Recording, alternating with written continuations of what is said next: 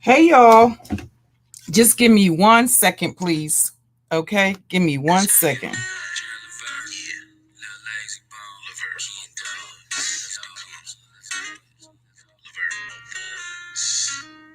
I'm getting this. I'm going to share the screen in a few minutes. Hey, everybody. Happy Wednesday, or happy hump day, I should say.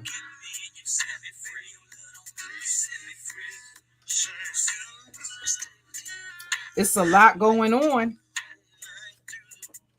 I had to catch up with some live streams, and I wanted to point out some stuff to y'all.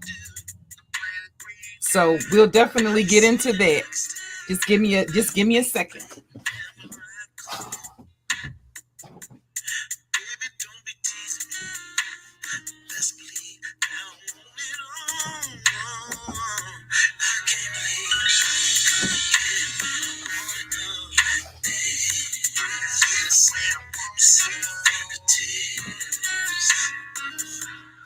I'm spraying some lavender. I use essential oils and lavender. I miss that as a little aromatherapy when my anxiety is a little bit high. Get my ashtray.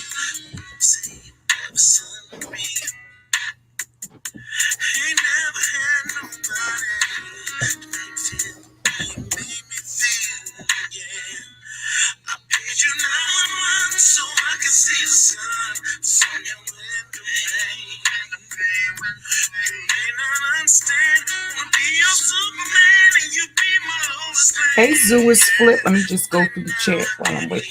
The Aries Roxy, welcome. Hey, Grandma Butterfly. Paul Graves, Angie B, my bro Darren, what's up? Hey, Ken. Aries. My sis Brandy, hey, California girl. Shady. Wanda Denise, hey. Hey, Monica. Angie M. Woodward. The Queen of Love. Hey, Angel. Queen Maya. Hey, sis. Moody.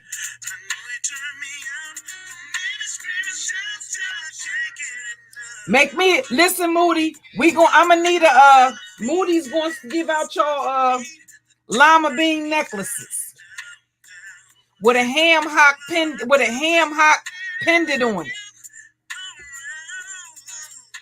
Let's see. Hey, Scorpio Phoenix. Hey, Soapbox. Grinchy boy, is that you?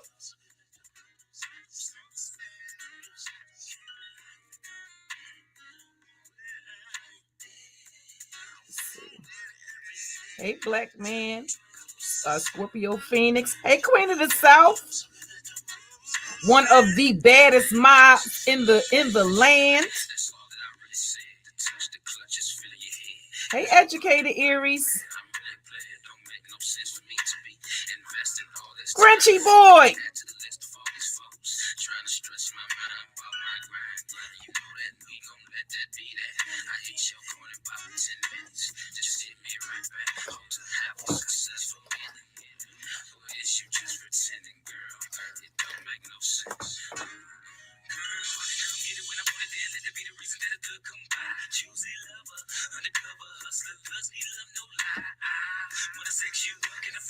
If that's the real Grinch, because you know you got all these troll accounts. If that's the real Grinch, tell Angry Man I said tell Angry Man I said salute. Tell Kendra D I said salute. Hey, Grinch. I'ma play nice, Grinch. I'ma just maul him up a little bit. I ain't gonna damage him too much. Hey, the Queen Rules. Hey, Coupon Therapy. Thank you, Grinch. Okay. Hey guys. Well, it was a couple of things that now yesterday I had some, hey Valerie. Yesterday I had some technical difficulties as far as the video. Hey, Sexy Star. So what I decided to do was basically to upload the videos to my actual YouTube channel, unlist the videos, so that way I would be able to share the screen. Because for whatever reason, when I tried to share, hey, Mr. Somebody Gotta Say This Shit. Okay, whenever it was, hey guys, and I wanted you to know, hold on, let me show y'all something. This was gifted to me quite some time ago. And I absolutely love it. Although I don't use it every time I go live, Mr. Somebody Gotta Get This Shit actually gifted this to me. So certainly those of you who may be interested in graphics for your channel, he made me some other things too that, you know, sometimes, you know, I go through the gifts and all of that stuff. So I don't usually have that up there, but that was gifted to me by Mr. Somebody Gotta Say This Shit, and I absolutely love it. Okay, so certainly holler at him if you're interested in any sort of graphics. By all means, get at him. And as far as if you need anything as far as a website, you know, whether it's your website, your blog, search engine optimization, my bro Darren Marion is your go-to guy. Okay, he also is a Black owned and Black operated business, and he has a coffee business. Okay, so by all means, check out those check out those brothers if you're interested in that. There's a few other people that I want to plug before the stream is out. Okay, I'm gonna make a little notation. Hey, Wild Seed. Okay, so I had some technical difficulties yesterday as far as the video, but that should be resolved. And there was a lot of things going on, and there was a few things that I actually wanted to clear up. Okay, I was in Tracy's bushes. In the wee hour, y'all know I wake up at the crack of dawn. So I saw Tracy was live, so I clicked on her live stream, and there was a few things that I wanted to correct because she may have been given misinformation about certain situations. Now, the first thing is what I actually showed it was more of a parody. I was more so it was more so it was satirical to sort of antagonize a jokey, because the question may be, okay, these are as you all know, right, I'm 48 years old. So when it's said and done, is it mature? Is it the mature thing to be doing, to be pulling up on a person? Absolutely not. But herein lies the problem. What if somebody happens to go to one of those pull-up locations that a jokey is telling people to pull up at? Now, I don't care anything about a drag. I don't care about people talking about my looks. I don't care about people talking about my filters. I don't care about people talking about my skin tone, which we're going to provide clarity on that for the record today. Okay, because the fact of the matter is, I wonder whether or not a lot of you hoes are, and I'm not talking about my subscribers or my supporters, my true supporters. I'm talking about you bitches that are pressed. I'm wondering if you're pressed or if you feel under troll pressure. I wonder if you believe whether or not, is it for some reason, are you under the misconception, okay, that if I take off my filters, I still won't go live, right, and give you this work? I would give you this work if I had just shaved my head bald at 2 o'clock this morning. I would still get up here and make it do what the fuck it do. That's where you have me confused. And what it does is let you know, because the irony is, a couple of months ago, I recorded a video. And what I was telling the sister is, when it comes to women that are insecure with themselves and lack self-confidence, at the end of the fucking day, it doesn't matter what you look like. Those are going to be the bitches that point out your flaws. Okay? That's because they haven't quite accepted theirs.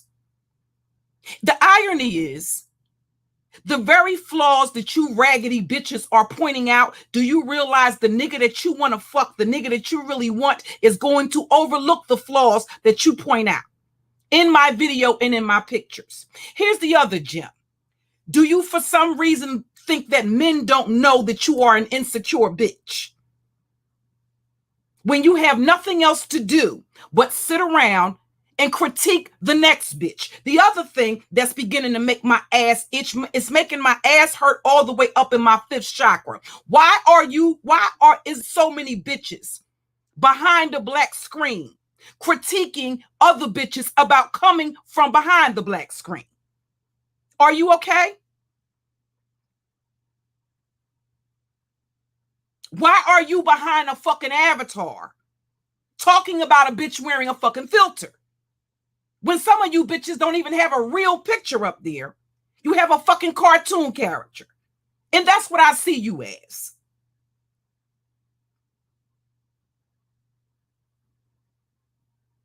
Period. And the only thing that's going to happen, you know what's going to happen when I show the videos? Without the filter, you bitches are going to get even more in your fucking feelings. I don't have to lead with my physique. I don't have to lead with my looks, bitch, because I have a voice that's powerful enough. I have a message that's powerful enough. I lead with my message, okay? Via my fucking microphone.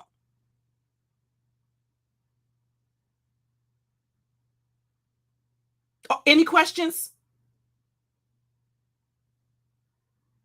Because nothing makes my ass hurt worse than a bitch that thinks that she's going to slick shade.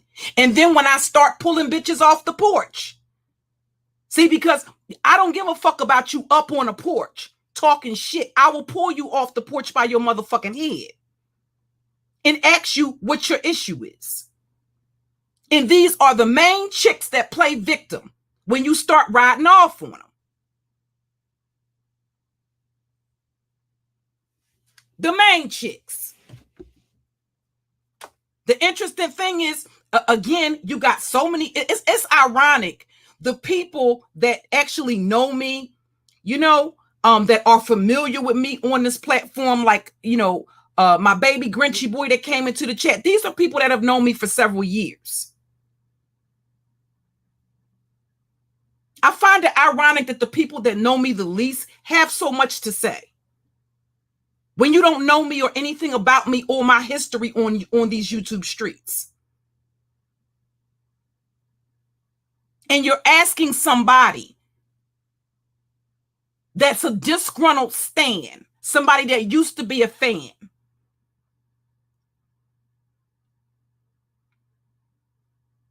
Now, when I was watching Tracy's, when I was listening to Tracy, and she doesn't know, she's coming from a completely different sector. So they rely on information from other people if the information is not readily available to them. And they give commentary on, they just give commentary. Okay, they give commentary on other YouTubers. That's kind of like the genre that they work in. And they cover a multitude of different platforms sometimes. Okay, because there's also people that give commentary on what happens on Bigo as well, right? So one thing that Tracy was mistaken about was seeing me on Bigo. I don't have I've never been on Bigo live before. Okay, I've never been on Instagram live before. The only place that I've ever been live, or the social media platform where there's any, basically, if it's not a podcast, then it would be on the YouTube platform. I've never been to Bigo. Okay. And I just wanted to clarify that, because I know that she doesn't know, just coming into the, basically just coming into the sector. The other thing is that for a person that does not know Philadelphia, the location that a jokey is dropping for people to pull up on, not only is it a heavy drug area, right? But she's nowhere near there. And she gets the gist. I'm going to show you how broad of an area that is. And then I'm going to share with you the video that I recorded walking from out of my front door to 63rd and Calla Hill, down to 63rd and Vine, and back around onto Felton Street, to show you that she was never at 8th and Cornwall. Now, suppose somebody actually pulled up to 8th and Cornwall and they weren't familiar with that area.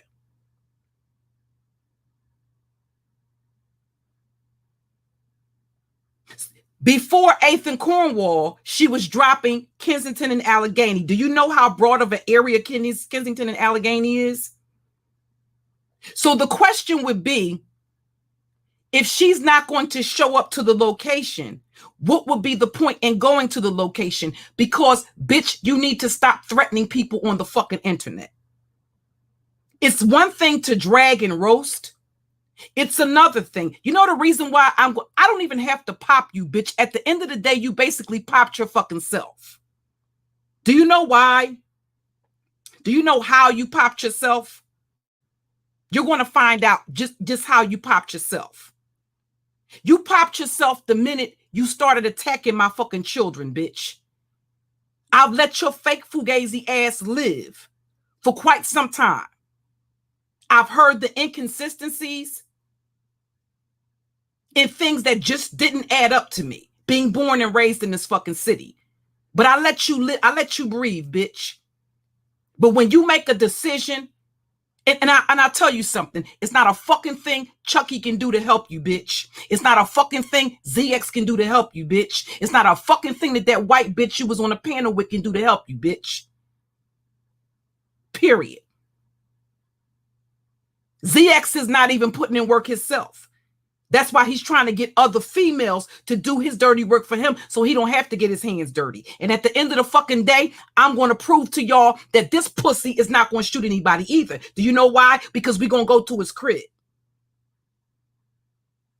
And I'm going to film the entire time to let you know this nigga's not going to come out of his crib. That the first thing he's going to do is get on the phone and dial 911. I guarantee you that.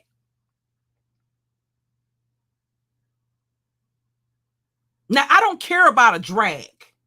I don't care about you talking about my skin tone, the filters, my hair, the way I look, I'm masculine. I don't care about any of that. My skin is much too thick to be fazed by that. I heard Tracy say last night that I look kind of hard. Well, okay. You know, if she was saying where she said she saw me, and I'm not on Bigo, so I'm not certain if it was somebody else with the same name or whatever. But you know, I don't get fazed by that type of stuff. Okay. But it does bother me when somebody is sitting on the fucking internet and you're attacking some fucking body's children, talking about my children's looks, bitch, when you're hiding behind a fucking avatar. So I'm going to pop you just for GP, bitch. And expose you for the fake ass bitch that you are. And ZX is going to be exposed for the pussy that he is, right? Because I can guarantee you, and I'm going to film him the entire time. Since we got bitches running around here lying. See, we all knew the bitch was lying. So when I tell you again, it's not chess, it's not checkers, it's chess. These bitches think they got it all figured the fuck out. Lady Lie got up here and lied to her entire fucking audience. So tell me in that instance, what can you believe that come out of the bitch's mouth?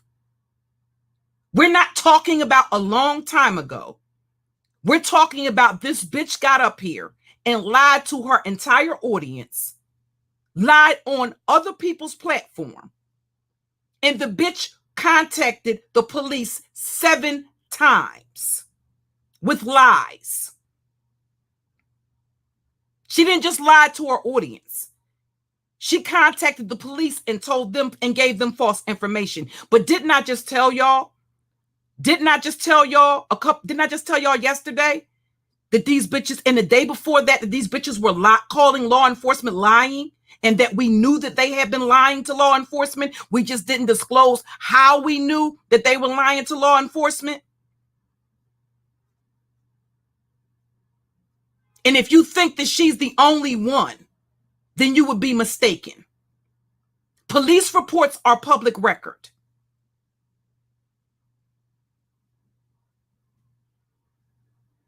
And when I told you they have been conspiring to lie, and the reason why I told other people don't get involved in what the fuck they got going on, because they're eventually going to get jammed up. They're going to get jammed up. And I told y'all that. I'm not warning anybody else.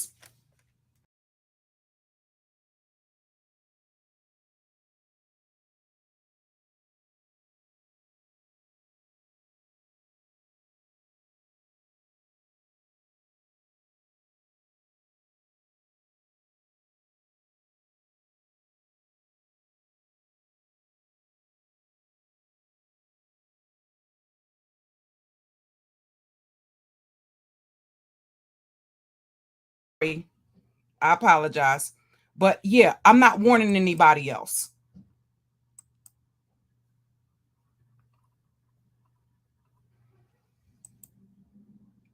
But they're definitely going to get jammed up.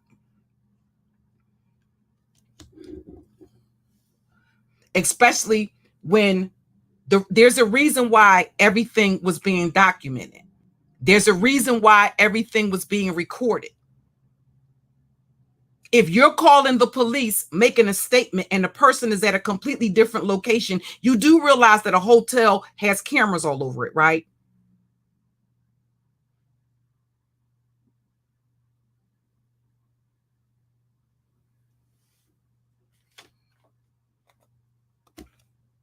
And at the end of the day, what is it really all about? Because the fact of the matter is, why would you call the police 7 times, giving false information? But nonetheless, she's right back up here on YouTube doing the same thing she was doing that led a person coming to her front door. So what she wants to be allowed to do is fuck with somebody relentlessly with the fuck impunity. And you're going to play that game with the wrong person.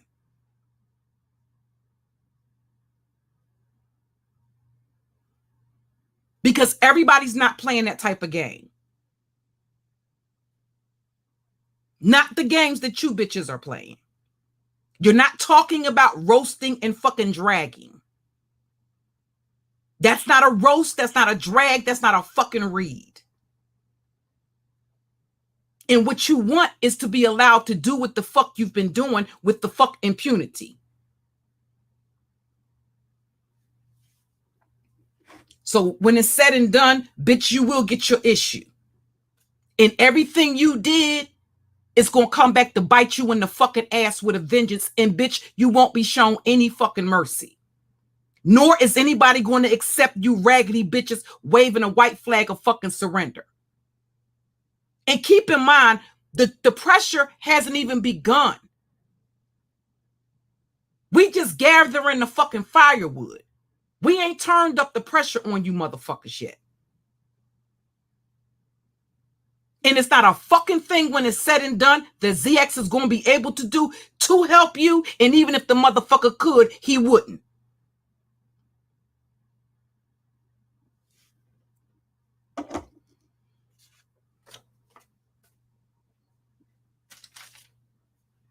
How many times, if you wanted to have a conversation with a person, and here's the thing, you know, I'm going to ZX's house to have the conversation. I want that pussy to come out of his house and have the conversation. Have the type of conversation that he has on YouTube, on his platform. Because see, at the end of the fucking day, you're not going to keep fucking threatening me and my fucking family. That's what you're not going to do. And because nobody ran down on you, you think it's some sort of all access pass to keep fucking doing what you're doing. And see, the benefit that I have, the advantage that I have, is I know exactly what fucking time to show up at your motherfucking door. That it will take at least a fucking hour to 45 minutes to an hour before the fucking police get there. And it's going to be the fucking element of surprise. You're going to know when motherfuckers is outside telling you to come outside with your ass being filmed.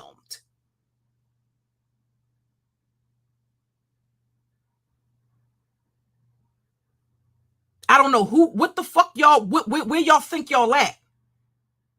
Where you can just get online and no, that's not what we do here in the city. You're not going to be right here in the city. The only thing that saves a lot of these other motherfuckers is because they're in different cities. And they overstand that. Because I can guarantee you, if they had motherfuckers pulling up, like how we do in Philadelphia, 30 bitches and niggas deep in a car and pull you out of the motherfucking house, anybody in the motherfucking house with you get fucked up, they wouldn't be doing that bullshit. They wouldn't be doing it. So the internet is a protection. And they overstand that. There's nothing that you can do about a person halfway across the world or across the country unless you are going to actually travel to the person. And they know that. But you're not going to be right here in the city making death threats to people and daring somebody to pull up on your door when we know where the fuck your door is. That's what you're not going to do. So you either going to do one or two things. Either the threats are going to fucking stop or you're going to get a fucking knock on your door. That's the last warning shot you're going to get. And I don't involve the men in my family in fucking bullshit. But if you think it's a fucking game that you're going to keep getting up here fucking playing, I will show you the fuck it's not. And show you how fucking complicated shit can fucking get. And nobody gives a fuck about you fucking going to law enforcement, bitch.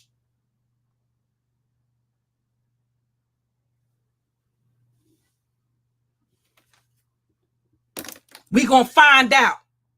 You gonna do one or two things, you old bitch. You gonna cease and desist with the motherfucking threats. I don't care about you dragging. I don't care about you roasting. I don't care about you talking shit. I don't care about you talking about somebody's broke. I don't care about you talking about wigs, weaves, makeup, filters. I don't give a fuck about none of that shit. You know what you're gonna stop, you old bitch? You're gonna stop making threats. You're gonna stop making death threats. If you don't, bitch, we gonna give you some fucking assistance.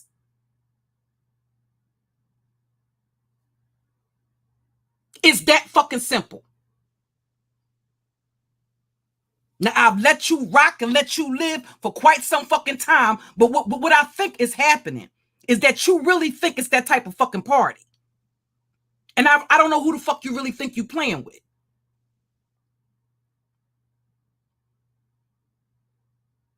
I can guarantee you this pussy ain't gonna come out his house. He's going to call the cops.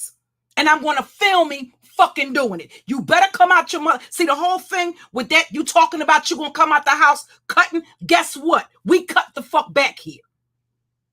That's the difference. You're not gonna come out your door blazing and you not get blazed. Stop the fucking YouTube games. Go play them games with your little internet friends. Go play them games with Chucky Cartel and the rest of them fucking trolling ass motherfuckers. Because I'm tired of playing games. Not those type of games.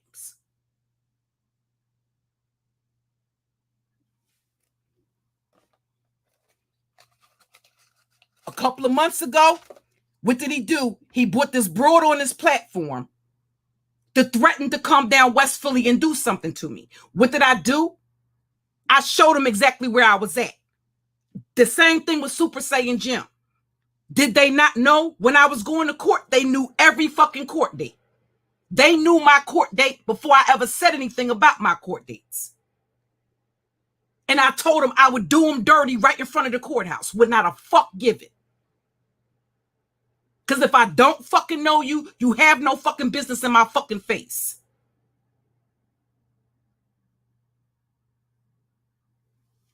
These pussies want to play a bunch of games, putting shit on people's doors and all this type of fucking weirdo shit.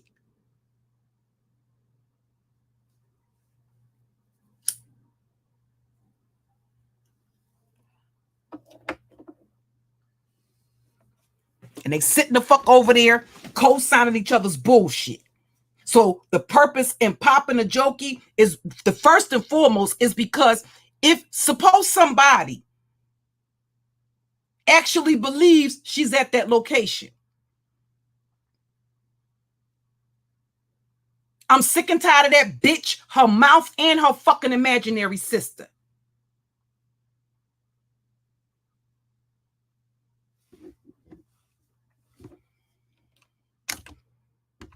I'm sick and tired of this bitch getting up here lying, talking about it's her home girl.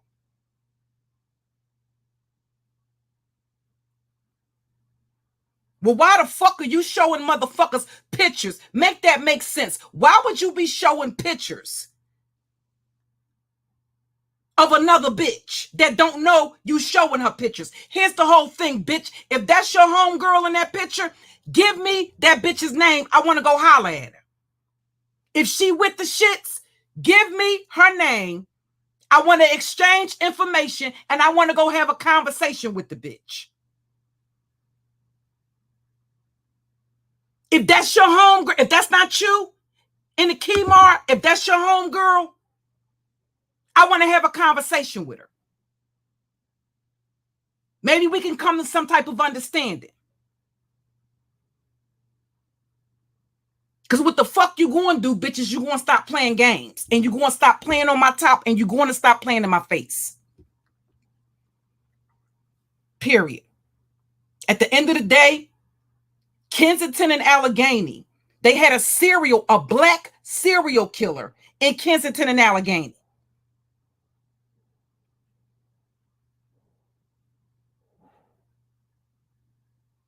Eighth and Cornwall is a drug strip. Everybody from Philadelphia knows that. And it's not the type of neighborhood you can pull up in unless you have business there. And that bitch knows that. Now, she couldn't leave well enough alone because what she did is go right back to Chucky's platform. Now, we already knew the bitch knew I was live streaming. She goes right back to Chucky's platform and says that she told me, I told her I would meet her there when my live ended. She goes right back to Chucky's platform and says that I went live and stayed live for 6 hours when I knew that she was going to come to 8th and Cornwall, or that she was there waiting. But in the same fucking live stream, the bitch is basically saying that she was never there. That she basically alerted her so-called imaginary people. Again, bitch, I've already said Nigerians don't do shit, don't run shit here. It ain't no fucking Nigerian cartel here. And it's damn sure not no Nigerian motherfucking cartel in fucking Kensington. They don't run shit here. But you would have people believe that you made some call to your people and let them know somebody was coming through. Isn't it ironic that every time it's time to pull up, this bitch, her sister, this spirit appears from out of no fucking where and starts videotaping and calling her name? Bitch, miss me with the bullshit. We don't even know definitively if you have fucking children, bitch. You've never even showed your wrist to prove you were a light-skinned bitch. The only fucking reason why you over there saying you light-skinned bitch is because you want to acquiesce to a fucking nigga that you know for a fact is a fucking colorist. That's over there white work. You done got into, didn't you attack Cold Brew about Chucky being over there worshiping white women? As if it's her fucking fault that this nigga that you giving your fucking money to, this junkie,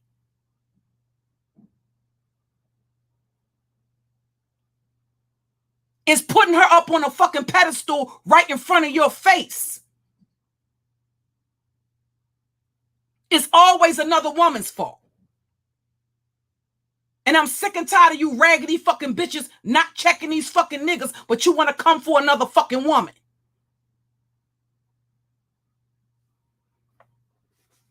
Period.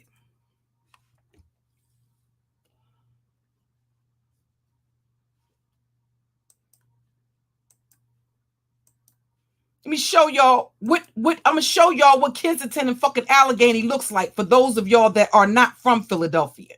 Okay? And like I said, they had a serial killer in the vicinity of Kensington and fucking Allegheny. So fuck no, it's not safe for some fucking body to be pulling up on any fucking body in this fucking area and you don't know what the fuck you walking into. Unless that is Kensington and Allegheny. Do you see how broad of a space that is? So what kind of sense does it make to tell somebody to meet me at K&A? This is where a jokey was telling people to meet her at. And mind you, this is one side of the street. That's not even the other side of the street where the fucking Walgreens is. That's one side. Do you see how broad of an area that is?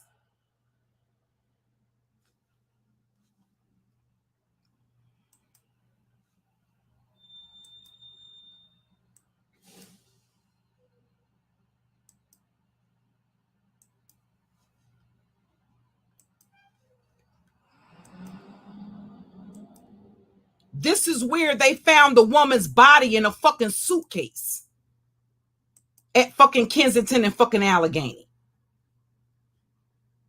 Again, do you see? I'm showing you the other side of the street. Do you see how broad of an area that is?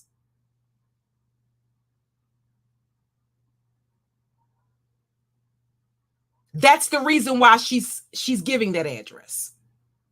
But again, it's not a place for a person just to be wandering around if you don't have any business there.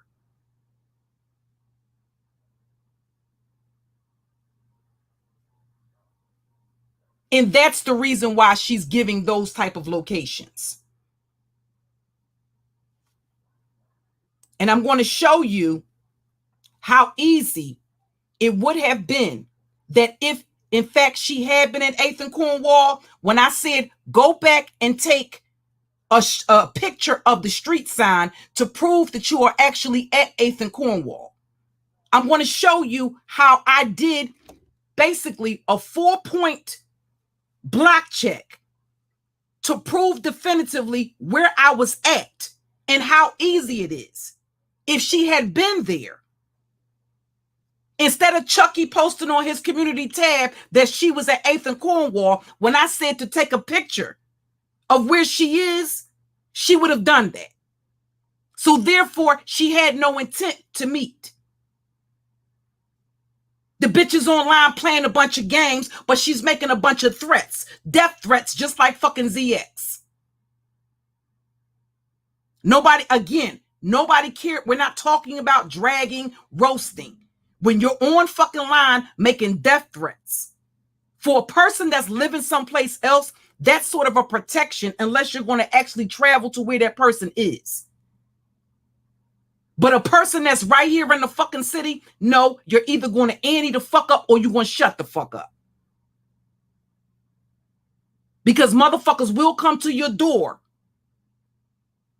30 motherfuckers deep and pull you out your fucking crib. And not give a fuck about you calling law enforcement. You ain't going to be able to identify 30, 40 motherfuckers fucking you up at the same time. Keep thinking it's a game.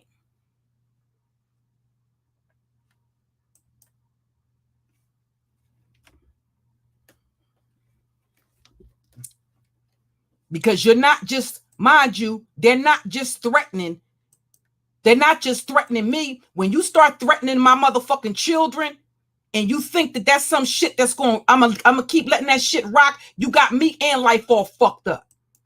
You and that pussy up there. You got life fucked up. Don't ever threaten my kids, bitch. Because I'll go in the ground for mine or put however many motherfuckers I got to for mine.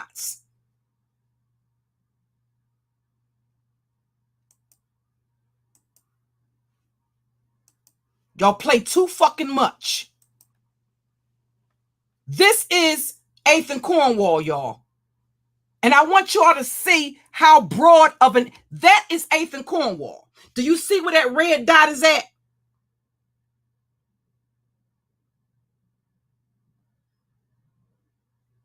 That's the corner store she was talking about.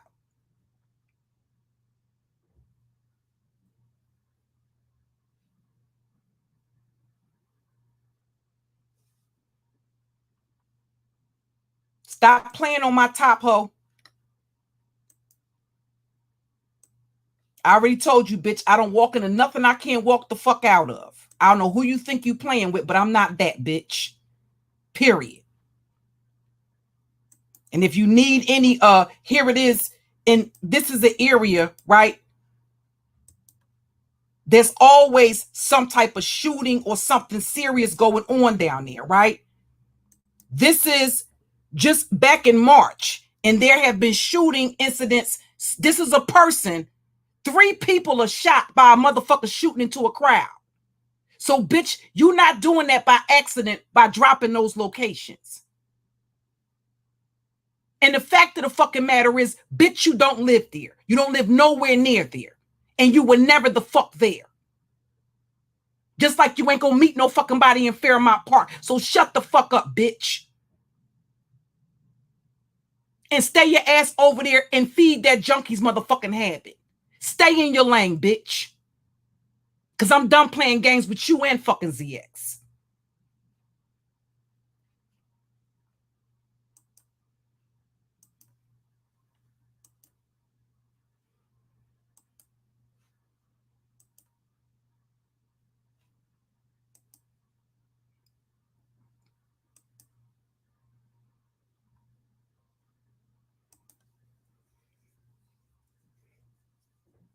About to show y'all with the video. Okay? Give me 1 second. And I'm going to show y'all the video that I was trying to show y'all yesterday. And all of this was done, mind you. And it was all done in fucking 8 minutes. 8 minutes. All in under 10 minutes. Hey, everybody. Hey, December, baby. I'm going to go back through the chat, y'all. I'm trying to get better with reading the chat. Hey, Lena.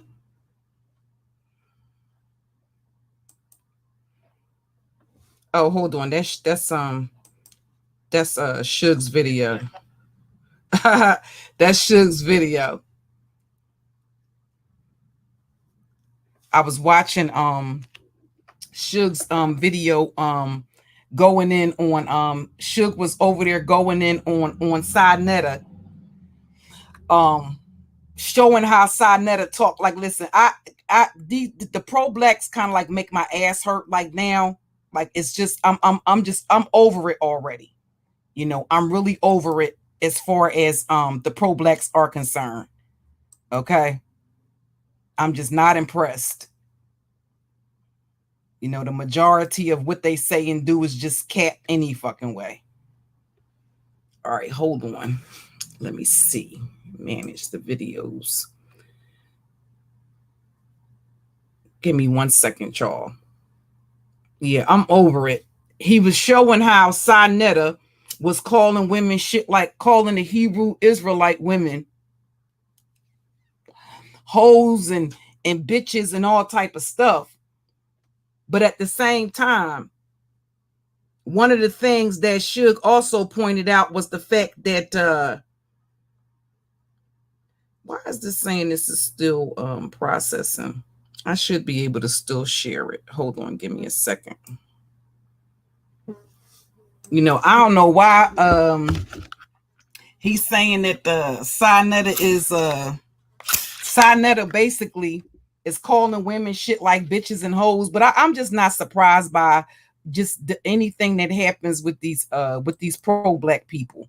You know, I think a lot of them are just, you know, hypocrites and damn they're hypocrites any goddamn way. Okay, y'all, hold on for a second. There we go. Let me share the screen with y'all. And I'm going to take y'all on a trip. I did it at night and I did it in the daytime. Y'all let me know if y'all can hear the audio. Wait a minute, that's the wrong channel. Hold on, y'all. Hold on.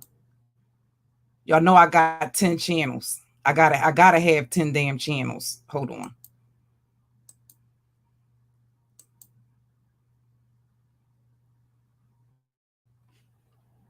All right, wait a second. Let me let it, it's loading up.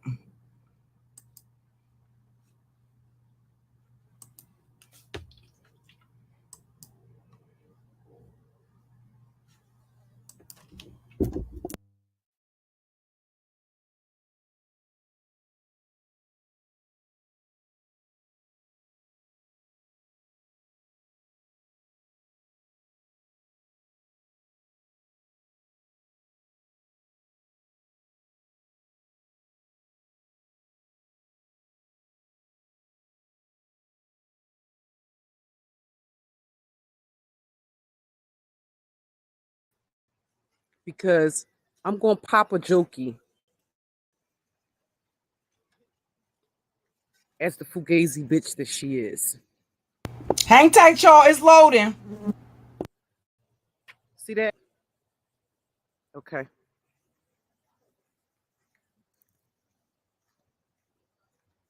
I'm going to show you. Y'all about to go on a stroll with me. Because I'm going to show y'all, for those of you who are not Philadelphians, I'm going to show you how easy it is to drop a location. Because I'm going to pop a jokey as the fugazi bitch that she is. See that? Okay.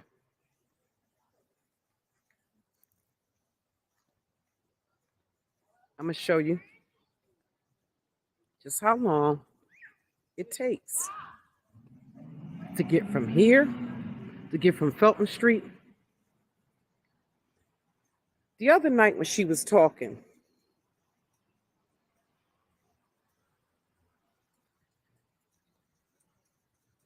It's just one more thing that let me know that no, she's not from Philly, because somebody from Philadelphia that was familiar with the West Philadelphia area, both her and ZX basically act as if they're some sort of experts on the city of Philadelphia, when the fact of the matter is neither one of them are native Philadelphians and they weren't born here.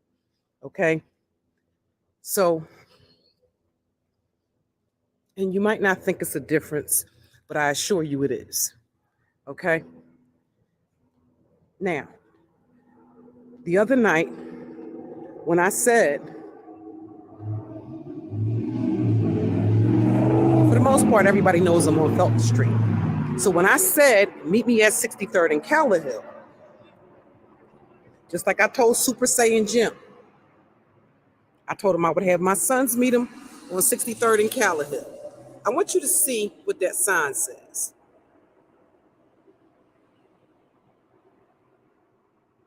Okay? Now, I'm going to show you how simple it is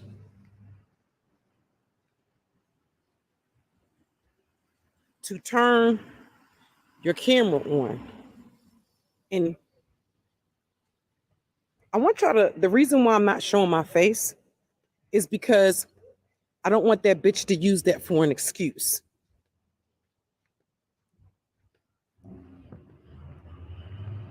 See, because bitch, you're not going to be here, right here in the city, and ZX can't save you, bitch. Okay? Because what I'm showing you, ZX has known for months. Right? Exactly where I was. So all of that rah-rah that he's talking online about coming to do something to me, coming to do something to my sons, having something done to me, having something done to my sons, having all of that shit, the joke he's talking. If Jazzy came here, ZX is a man, so he wouldn't beat her up, so he would have some chicks. And when I said, well, half the chicks that was going to pull up, that ZX could have pull up and beat Jazzy ass, pull up on me. Okay? Because they getting exposed for the bitches that they are. Period.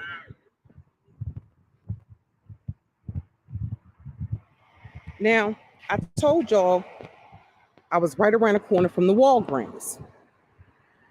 The Walgreens is literally at 63rd and Callawhill. It's a Walgreens at 63rd and Callawhill, and it's an Exxon gas station directly across the street from the Walgreens. Okay? That's the Walgreens, right? If you go on Google Maps, it's very easy to see that the Walgreens literally sits on the corner of 63rd and Vine. I don't know why I keep having race in my mind, but race is actually, if you look straight ahead, that's actually, if you go past race, you'll run smack dead into what we call the Market Frankfurt L. And that runs from 69th Street, Upper Darby, all the way to the greater Northeast. And one of the stops that the Market Frankfurt L goes to is Kensington and Allegheny. Okay? There is the Walgreens. Okay? That's the Exxon pharmacy. It's the Exxon gas station. Okay? And I'm going to show you how easy it is if you are somewhere to document the street sign. To basically take a picture of the street sign. Well, it ain't really no street sign, but anywho, if you Google in The Walgreens on 63rd and Vine. That is the Walgreens. Okay, there's the sign. All right, hold on. It's right in front of the gas station. Basically, hold up. On that wall. Okay, I had to zoom in. All right. You see it?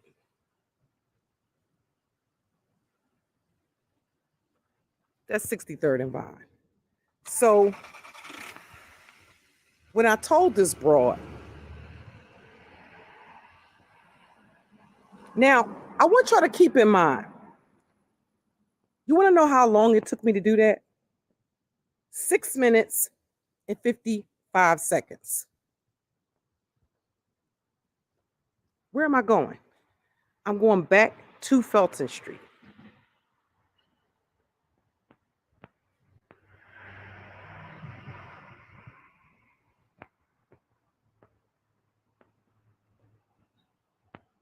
If you see down there, hold on. You see that deli? That's where my nephews and my sons are at. My sister-in-law is on 61st Street. Okay? I used to live 248 North Southern Street. When I tell you that I raised my children in this area, that's exactly what I mean. Okay? My grandmother has always lived on Felton Street up until the time that she passed away.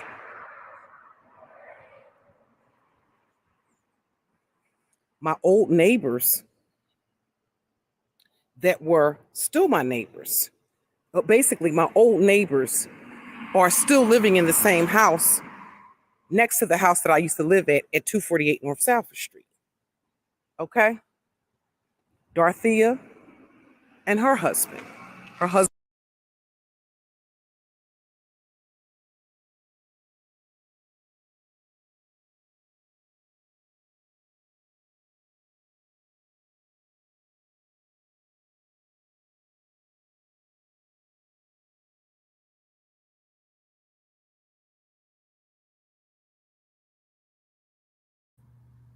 Sorry, y'all. I basically it had cut off. I had ran out of space, but when you see me stop, that was the end of Felton Street. And then I'm going to show you. Hold on. Then I'm going to show y'all the video that I recorded when I got home. And everybody know what I was wearing, right? Because these motherfuckers going to stop playing in my face. Do y'all see how easy that was?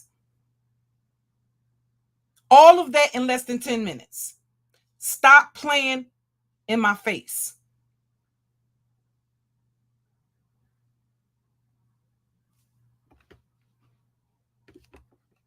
And this is how you know that they're not really Philly people, because we don't play those type of games.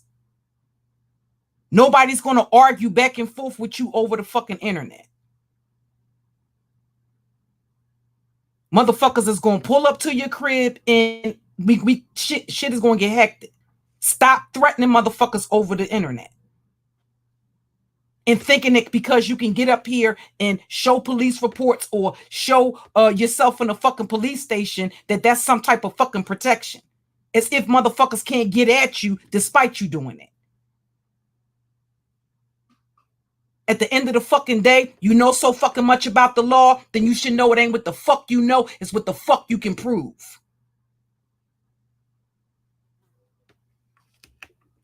Because I'm tired of playing with motherfuckers for real. Now I'm going to get to the video that I recorded when I got home.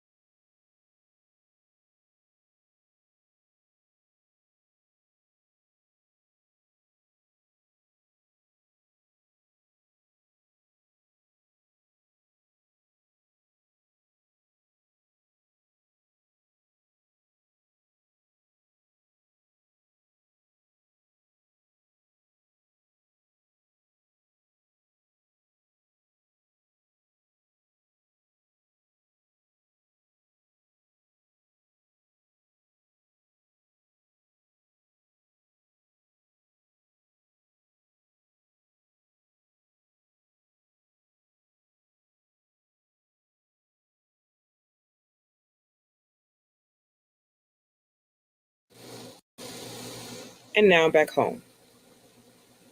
Do you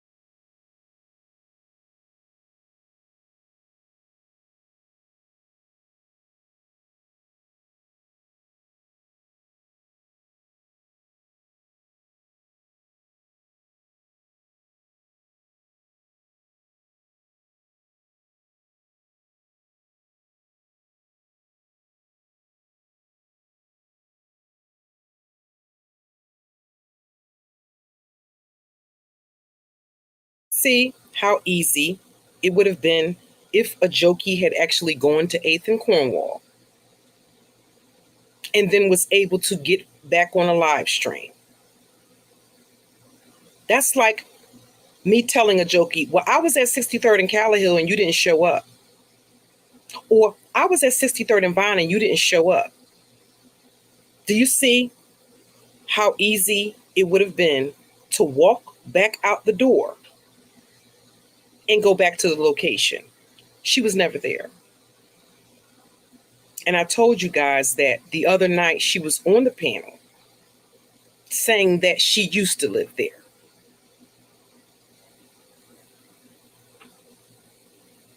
That she made a phone call and, told people what was up. No. The only person you probably made a phone call to was your imaginary sister. So I'm going to need you to leave your make-believe friends, your make-believe relatives that are the killers and dillers. I'm going to need you to leave the imagination and the role playing and all of that stuff like that with the sexual deviant junkie over there in the 713. We don't play those type of games here in the 215. Okay? And do you see? That confirms where I'm living.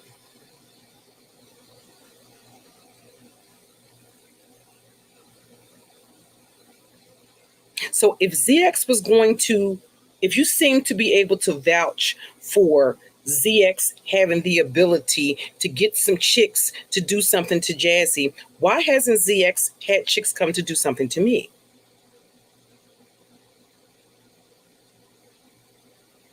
Why hasn't ZX pulled up on me?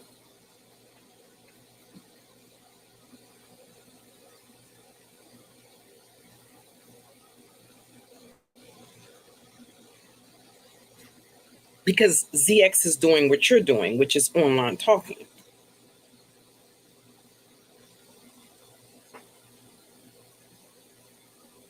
And the fact of the matter is, if I went to ZX's house, ZX wouldn't do anything but call the police.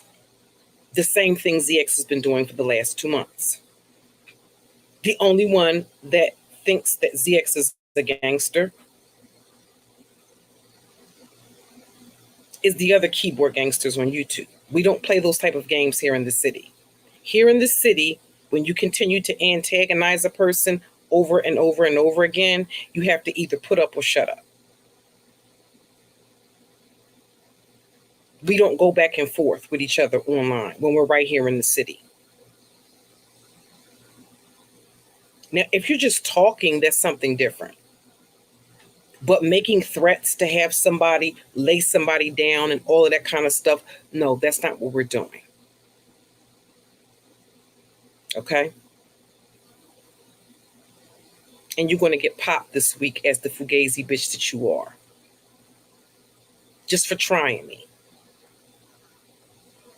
Because I'm going to go to 8th and Cornwall. And I'll go there as many times as it takes to prove that you don't live anywhere near 8th and Cornwall. That you're actually sending people that don't know Philadelphia into a potentially dangerous situation when you have no intention of meeting the person there. Because you're nowhere near there. You're just putting out an address so that way, if the person pulls the address up on Google, it's not rocket science to see it's a drug strip.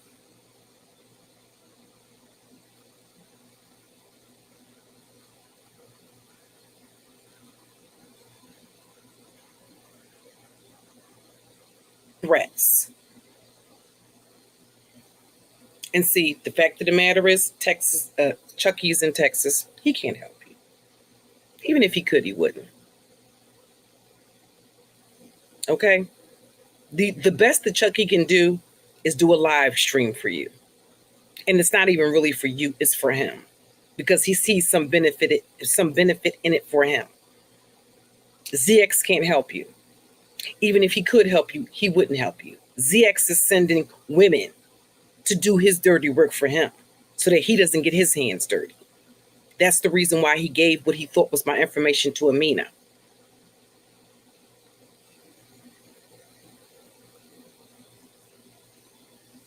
When it's said and done, we're not going to play games back and forth.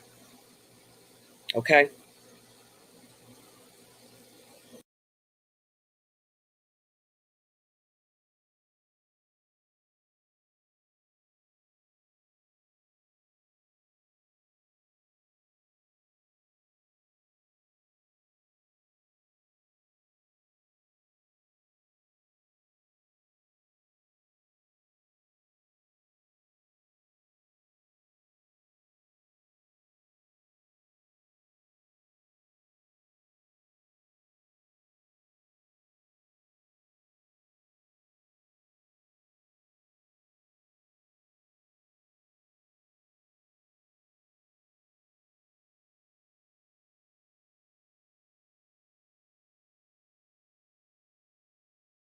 Going to 8th and Cornwall.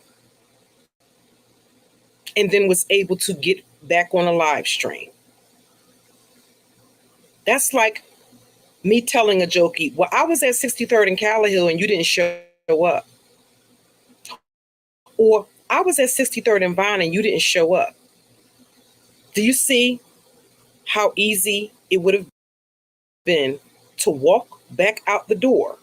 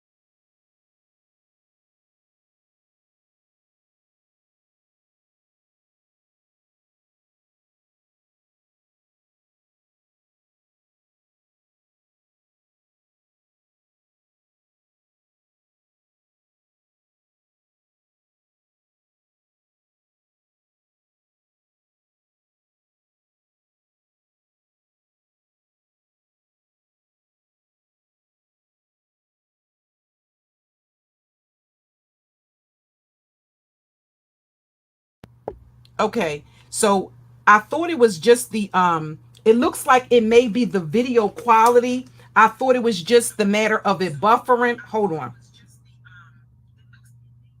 It was the I thought it was just the matter. I actually uploaded it unlisted, but I'll unlist it. I'll make it public. And that way you can see it.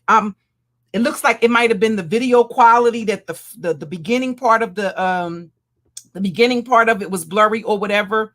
But I'm going to move on to the next video. And for something for you bitches that are obsessed with my fucking skin tone, I got something for you hoes. Right? Because I'm trying to figure out whether y'all bitches are that pressed or are you do you feel under troll pressure? Do you feel the pressure for you to cam up and for you to come from behind the black screen? Because you've been behind the black screen. Here's the whole thing. If you can't cam the fuck up, don't critique another bitch from behind a black screen. That's just my position. I'm sick and tired of bitches being behind a black screen. You don't cam up every motherfucking live stream, but you feel that you got the right to critique the next fucking bitch that does. And miss me with the motherfucking bullshit about bitches caring about their privacy. Because the camera slips, basically, I see the camera slips with a lot of y'all bitches as your karma.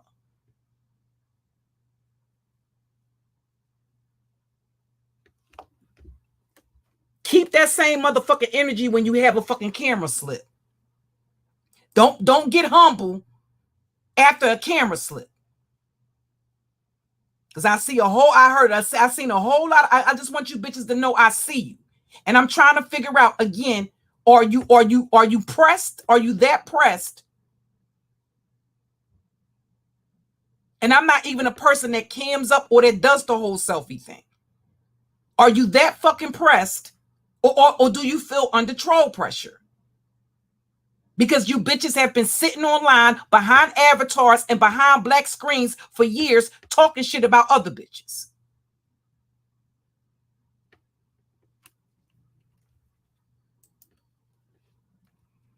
So I got something for you bitches that are obsessed with my skin tone.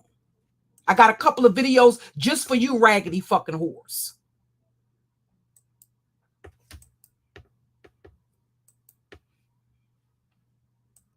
Because that shit gets on my motherfucking nerves.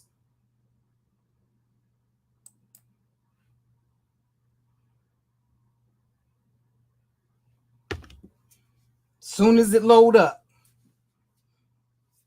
And at the end of the day, watch. And what I try to tell y'all is that you can do all of that. You can cam up.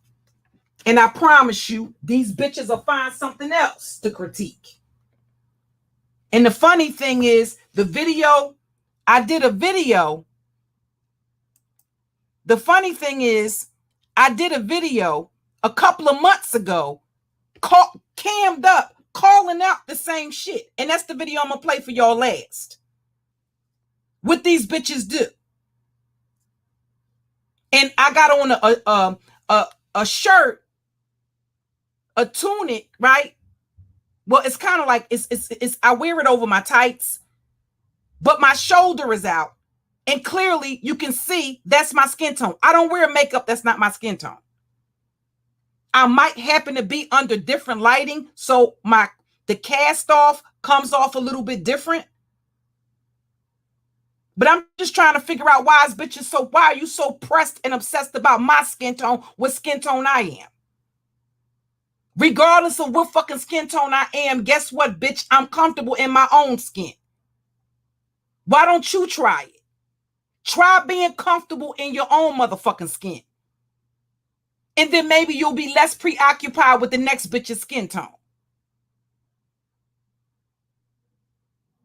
I think women are beautiful in all fucking skin tones.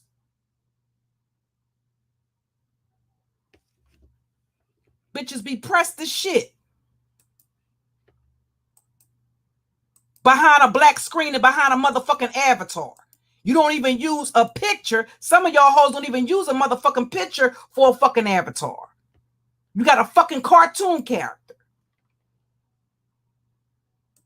But always sitting the fuck around critiquing somebody's motherfucking looks. Won't you, if you don't cam up, bitch, shut the fuck up. Period. And that's my commentary. Bitches will always tell you, I'm just giving my commentary, and bitch, I'm just giving mine. I'm just giving mine. There you go. No filter, natural sunlight, my motherfucking skin tone, bitch. I'll play it one more again.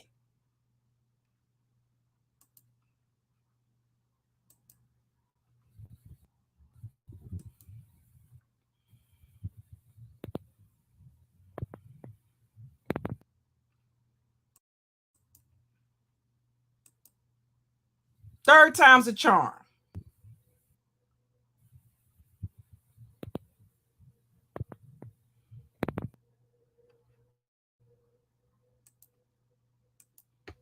Now go find something else to fucking critique a bitch about. While hiding behind a black screen and a motherfucking avatar. If y'all raggedy bitches don't get the fuck on about your motherfucking business, don't make me start finding out bitches' motherfucking identity and showing motherfuckers what the fuck you look like. Because I can get gritty the fuck like that too.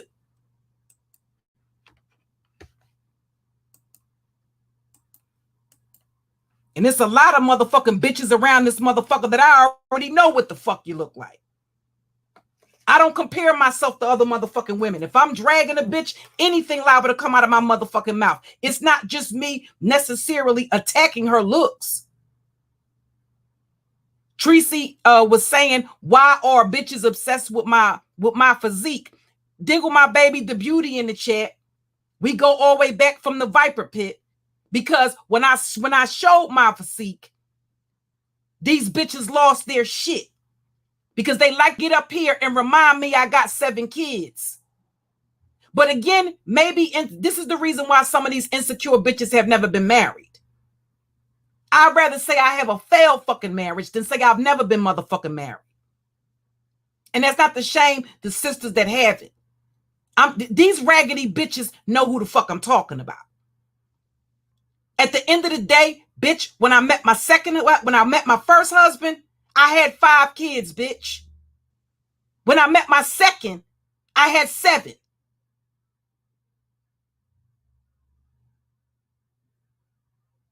And stayed in that relationship for 14 motherfucking years.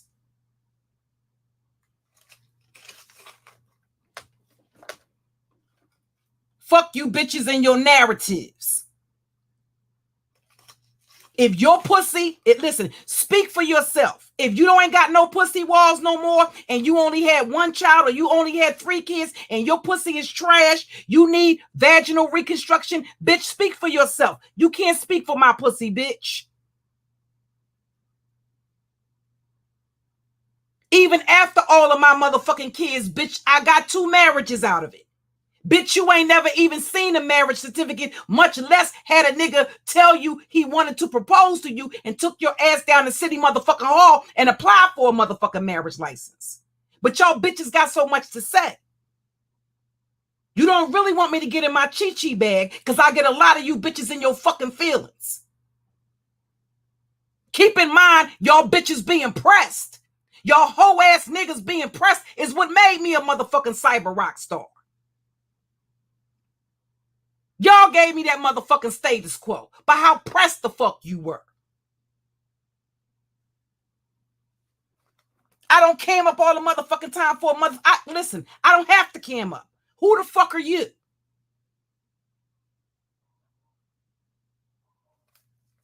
To sit your funky motherfucking ass behind a black screen and critique the next bitch's looks. And a lot of these motherfuckers that's been going around here saying that have seen me before.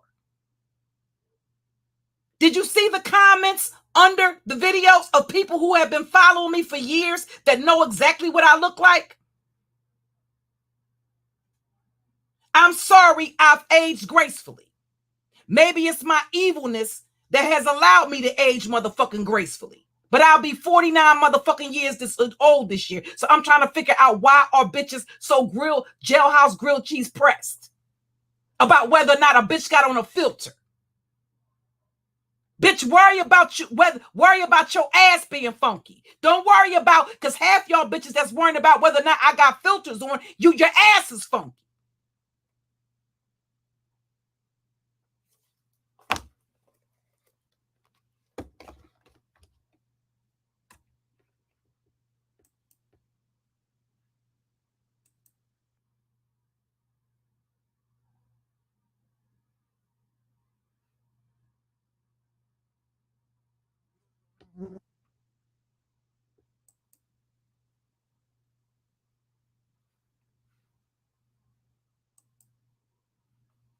Now, there was a time when I used to just come on camera and used to just give my commentary that way.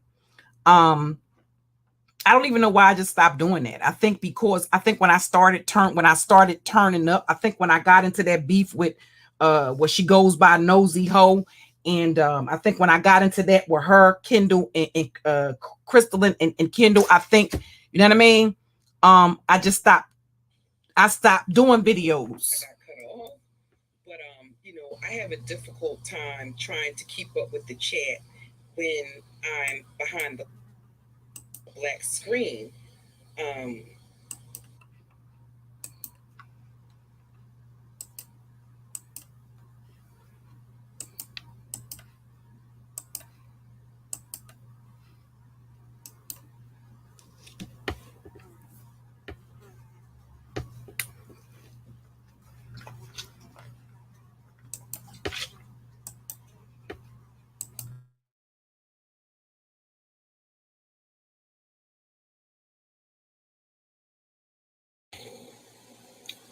I got cut off.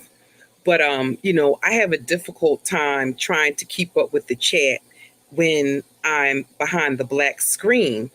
Um, and if you hear that, I have my air conditioner and the ceiling fan on. It was really, really hot today. Okay. I went for a little walk, and that was amazing because it was beautiful. The weather was just perfect. It wasn't too hot. It wasn't muggy or and humid. So I took a nice little walk. Um, and again, one of the things that I wanted to start doing was maybe reacting to certain videos. For instance, earlier today, I caught the tail part of Jazzy's live stream, and she was talking about what had happened with young Pharaoh and the mother of his child. Now, because that was so raw in that moment, it's going to be interesting to watch the aftermath of what happens, because you're talking about an individual that has hundreds of thousands, literally hundreds and thousands of followers. And what tends to happen in these particular instances is not only is the woman victim blamed and victim shamed, um, but she's definitely going to be critiqued about her contacting law enforcement. Okay. And the other thing is that it's going to be interesting to watch the dynamics of the flying monkeys play out. Because basically, what we're witnessing is a narcissist discard in real time. Okay. I don't believe that. I believe her emotions were very raw. Um, I believe that his mask is completely off. And although she may have experienced some abuses within the relationship, and this is just my opinion, it doesn't make it definitive, but these sort of things um, tend not to just come out of nowhere. Okay, he didn't just start becoming abusive at the end of the relationship. There were abuses that were probably going on for the duration of the relationship. For the most part, that started with emotional and verbal abuse that escalates over time. Okay, so it's going to be interesting to watch. And one of the things that I thought about doing was a reaction on camera to certain videos and to certain things that are happening on the platform in both sectors. Okay.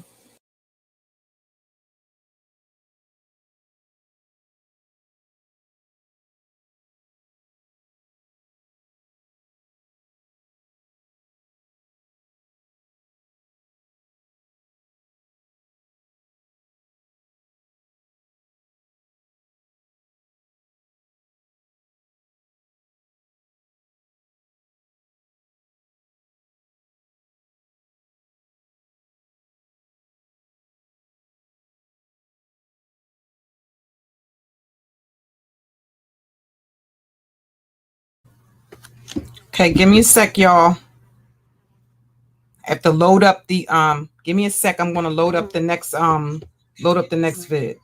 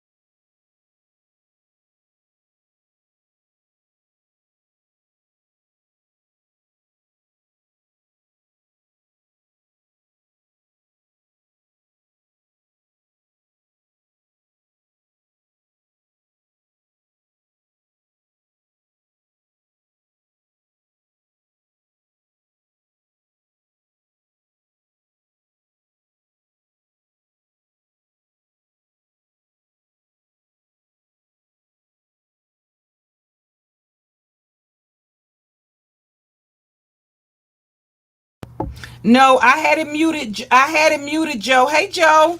Hey, Naima, the Sun Goddess. Hey, the Queen Rules, Joy Queen. Let me go through the. Hold on for a second.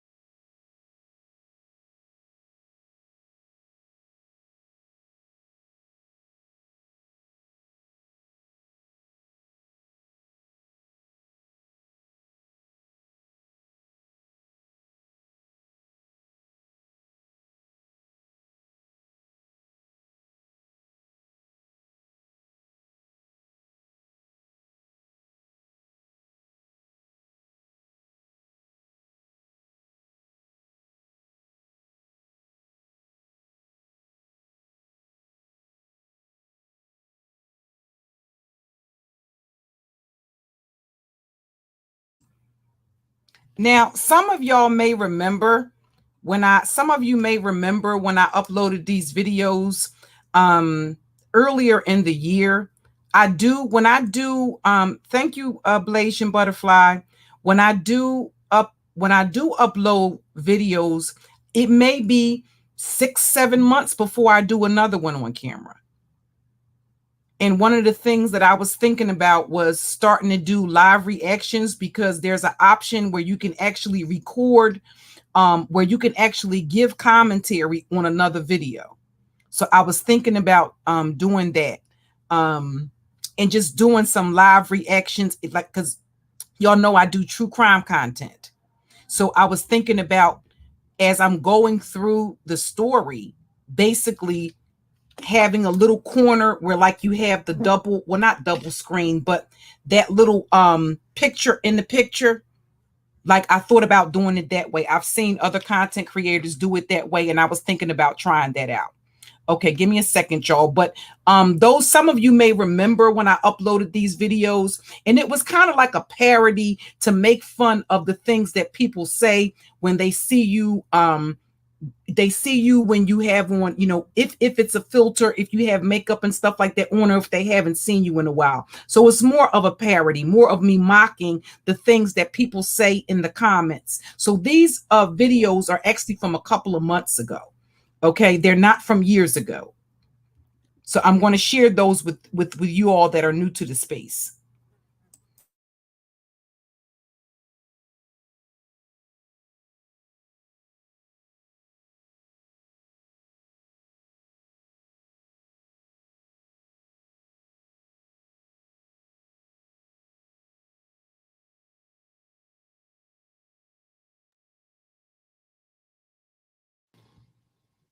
Every now and then you have to turn your camera on, because they will swear, oh no, those pictures are old. She took those pictures like 5 years ago. She ain't took no recent pictures. I bet you she won't cam on. Bitch, why you don't ever cam up? I cam up. I turn my camera on. I bet you she won't turn that camera on. Why she'll never turn that camera on? I bet you y'all won't never see that bitch turn that camera on. All she gonna do is talk shit from behind that black screen. I bet you ain't never seen that bitch turn that camera on.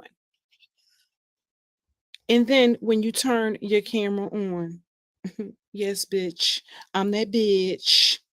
Still that bitch, been that bitch, will forever be that motherfucking bitch. Get all the way the fuck into it, point blank, period. And that was just me being yeah, then that was just me being sassy. Y'all know how my mouth is, okay? Y'all know how my mouth is. So that was more so me being antagonistic, because sometimes you get tired of it.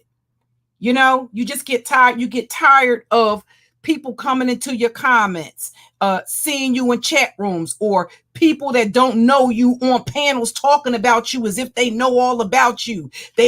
Listen, these bitches will be behind a black screen on panels discussing your looks, discussing whether or not your pussy is worn the fuck out. in what condition your pussy is in after your children, after having children. From all, mind you, all behind a black screen.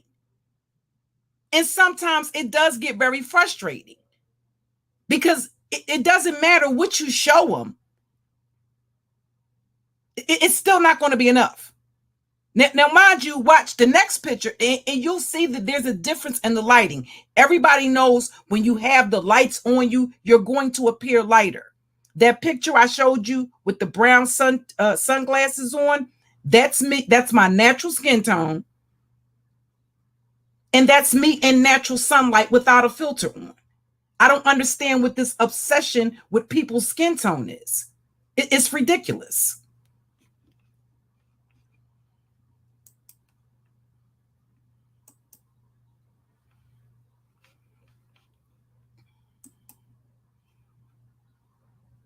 And yes, I do wear makeup. I'll kick your ass with a fully made face. I will take my wig off, sit it on a car, and whoop your ass. And then put my wig the fuck back on like nothing ever happened. What part of that are you not understanding? I will take my wig off if it's an emergency situation and I ain't got no cars around. Listen, I will tuck that motherfucker up underneath of my armpit, kick your ass, and then it's back to business as usual. What part of that are you not understanding? Period. And I don't like in some of the videos that I be in, and when I be in my chi-chi bag, I don't even make those videos public because it's like, listen, you can come across, here's the whole thing. Do y'all know that constant taking of photographs and that constant, I'm not talking about content creators that just give their commentary or do live streams at cammed up. That's not what I'm talking about. But that excessive taking of the photographs. Do you all know who Sam Vaknin is? He talked about the way social media is set up. And for those of you who don't know, he's been on this platform. He was one of the originators that created, he's a self-admitted narcissist. When he was actually examined, they found out that he was actually a psychopath, right? Because he had gone over to the UK, I believe, and they had ran some tests on him. And he's not I think they say that all psychopaths are narcissists, but not all narcissists are psychopaths. He talked about the way social media is set up. And a lot of people don't know that that's very narcissistic to constantly take pictures and to be engaged in a bunch of vanity. I think this is the reason why a lot of people are duped by so much stuff, because they're focusing on the visual.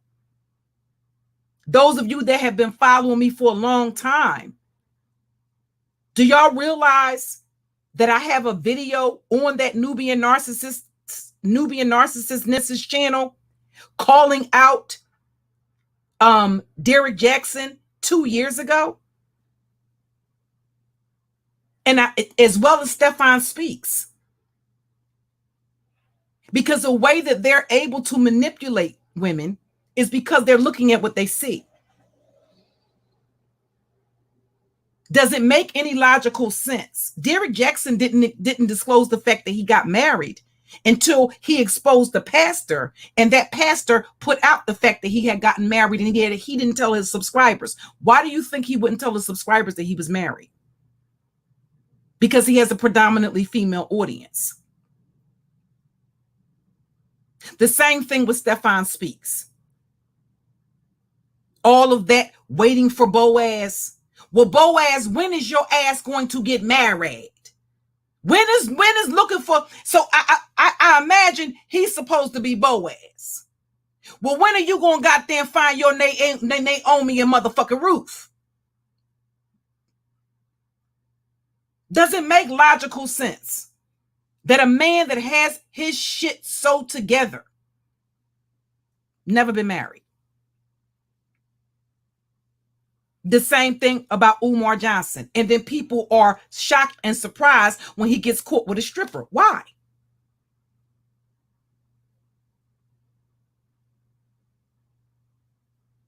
These men are not Sink, do you really believe that in their lifetime they haven't met a woman that's worthy of them marrying? Please don't believe that bullshit. I don't care who tells you that. That's bullshit. And that's the reason why I will continue to call out motherfuckers like ZX. You don't live 55 years old. The excuse that he gave was that his daughter was young and he had to take her into consideration before he got married. Okay, well, how long has his daughter been an adult? And how many women has he gone through? Since he's such the expert on motherfuckers' body count, how many women has he gone through after his daughter became 18 years old? Clearly, she's not still 18. And she's moved out of the home and is living on her own. Even the bitch that he got up here to vouch for him. Here's the question to ask yourself. If he's such a fucking good man, why didn't she marry him? Why didn't he, if she's such a good woman, why didn't he marry her? They can tell you they were in a relationship, and that means what, bitch? At the end of the fucking day, it still didn't result in a marriage. It resulted in a failed relationship. A motherfucker does not have to stay married. I mean, stay in a relationship for years and years and years and years before they get married. That's a motherfucker that's still trying to keep their options open.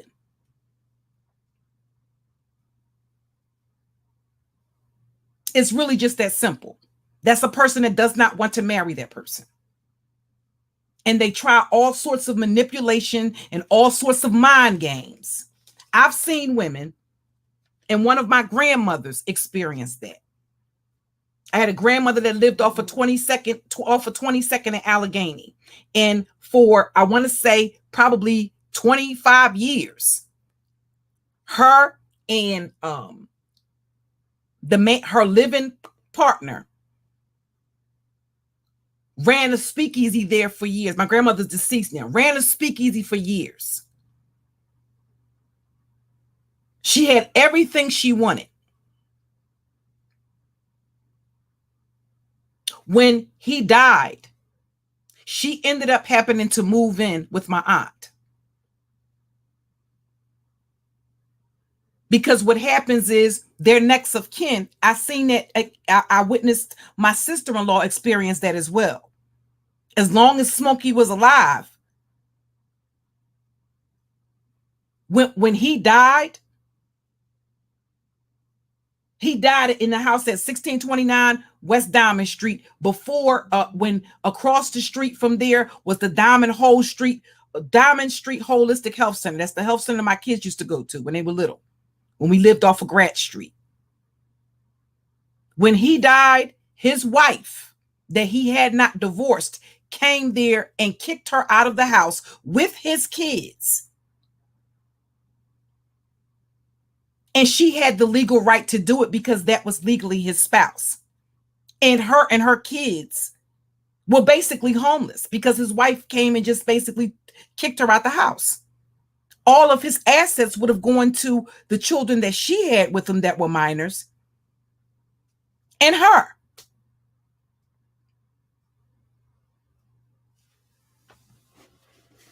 So sometimes, it's really a matter of these people playing mind games. They're not married because they don't want to be married. And instead of saying that, they come up with 1,001 excuses as to why they're not married or why they haven't, why they haven't made a commitment. Why they haven't committed to the person.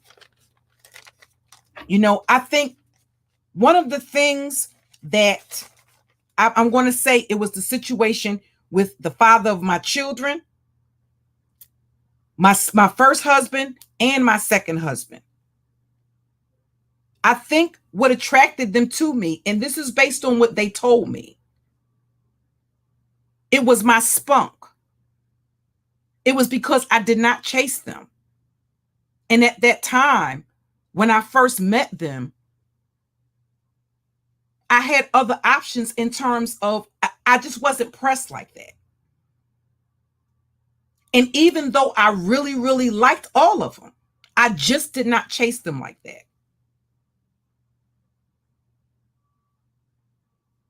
With my kid's father, it was more of, listen, it's me or these chicks. And once I had our first child, that was it. You know, he's a homebody type of person. Well, he went from being a person that ripped and ran the streets to being a homebody, to being a family man. He cheated when we were dating, but once I had our first child, he was not a cheater. And I've said before, in that relationship, I was the cheater. It was me that cheated. Okay?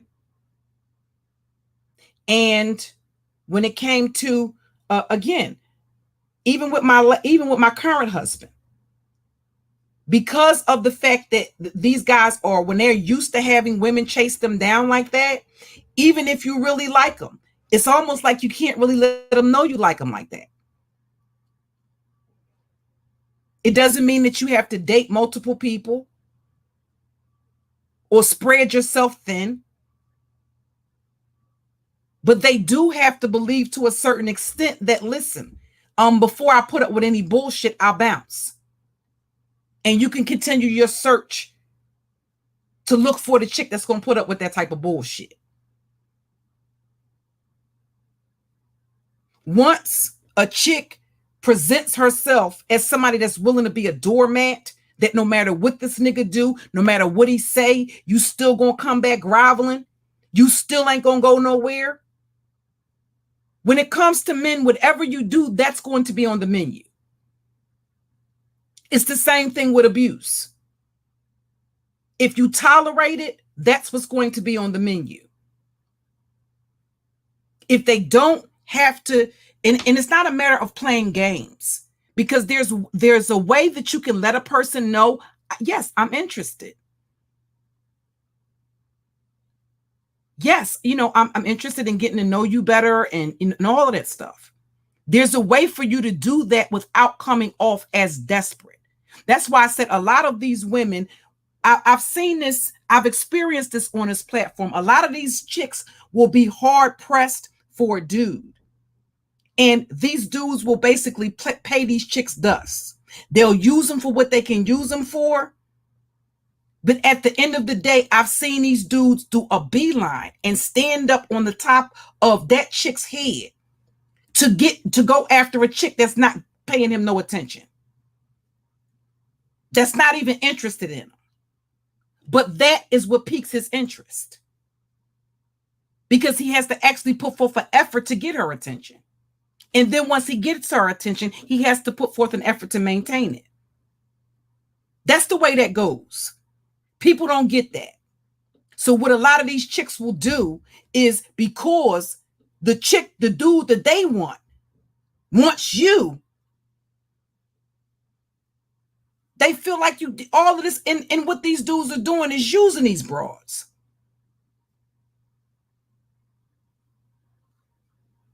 They got legions of fucking flying monkeys that do their fucking dirty work for them. What are they getting out of that? That's what you, just ask yourself that question. These chicks that do all of the bidding for these niggas, what are they getting out of it? What are they getting out of it?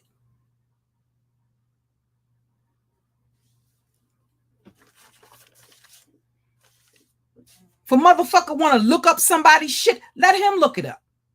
What would a chick get out of looking up another woman, a total stranger woman? So this woman is a total stranger. What the fuck is she going to get out of looking up another woman's shit to dox her for him?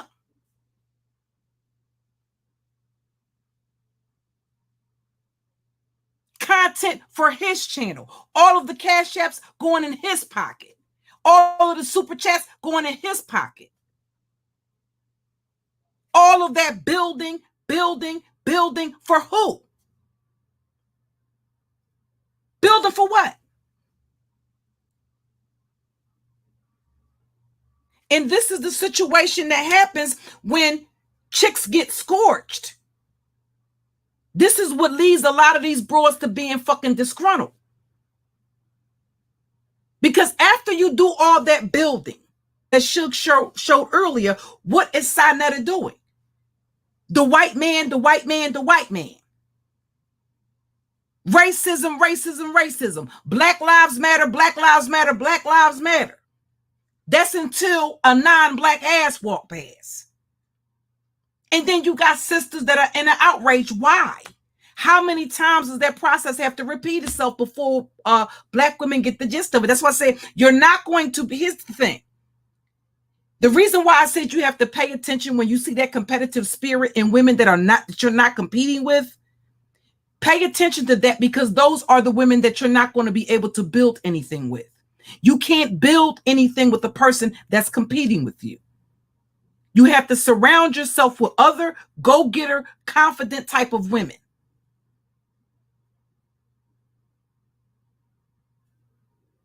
That's not a chick that's going to be a friend. A friend is not going to be competing with you or constantly comparing herself to you.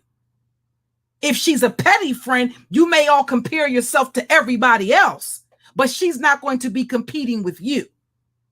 When you see that in a chick, fall back. Let her do her. I've seen with a lot of these chicks, they don't even know how to tell another sister that she's beautiful. They don't even know how to tell another sister she looks nice. The first thing these bitches do is do a beeline for looking for a bitch's flaws to point the fuck out. Those are bitches that are not comfortable in their own motherfucking skin, but they running around this motherfucker worrying about what a bitch's real skin tone is. Why are you so motherfucking invested? Why are you so invested in what a bitch look like behind a filter?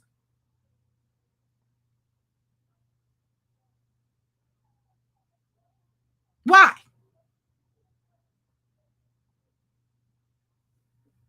Didn't I tell y'all that one of the reasons, not only did Claudette, and the other thing I saw last night in Tracy's, this is what I saw in Tracy's chat. There is no such thing. Grown Folks TV did not just pop up in Tracy's chat.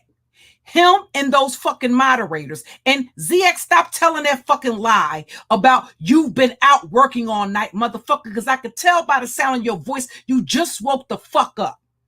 That's why you used to fall asleep on your fucking stream, because you're fucking old. And you wake up at the crack of dawn. So the same way how at nighttime, listen, didn't I always tell y'all I'm an early bird? So I go to sleep at night. A lot of time, I'm not a nocturnal type of person.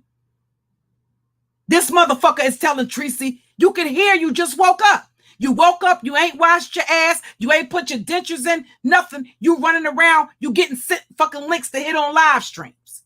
You didn't just pop your ass up there in Tracy's fucking chat, you old bitch. Y'all had been there in the fucking bushes, coming in the chat under different fucking troll accounts. Because Tracy was responding to the fucking trolls. And I was in the fucking bushes and I knew it was you and them dusty bitches over there in your chat room.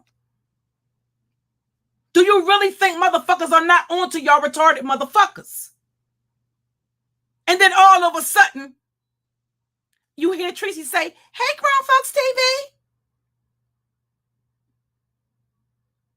Who the fuck are you to teach the Bible to anybody? Why are you concerned about whether a dick goes in somebody's mouth or somebody's asshole? Why are you not concerned with your goddamn bills, bitch?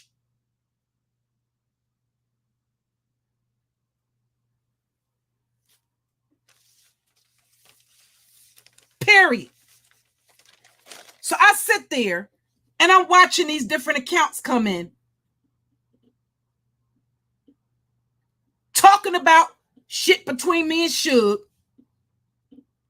talking about shit, all these fucking narratives. Do you really fucking think that motherfuckers didn't? All y'all was doing was making it a point to make sure, you know, she does commentary for the fucking beef sector. And all y'all motherfuckers was doing was running your fucking narratives. Why didn't you have the heart to come in the fucking chat under your fucking account and type the bullshit that you had to say?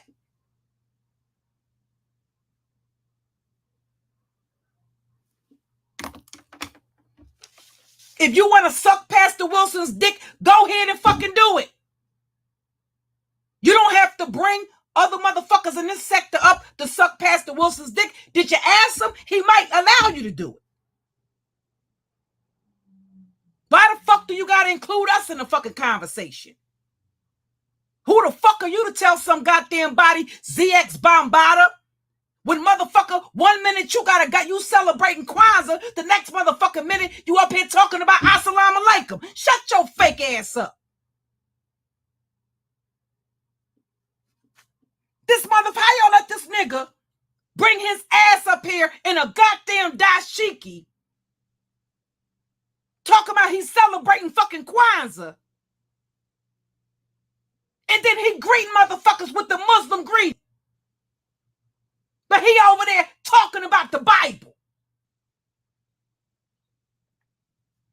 making my whole motherfucking entire ass hurt.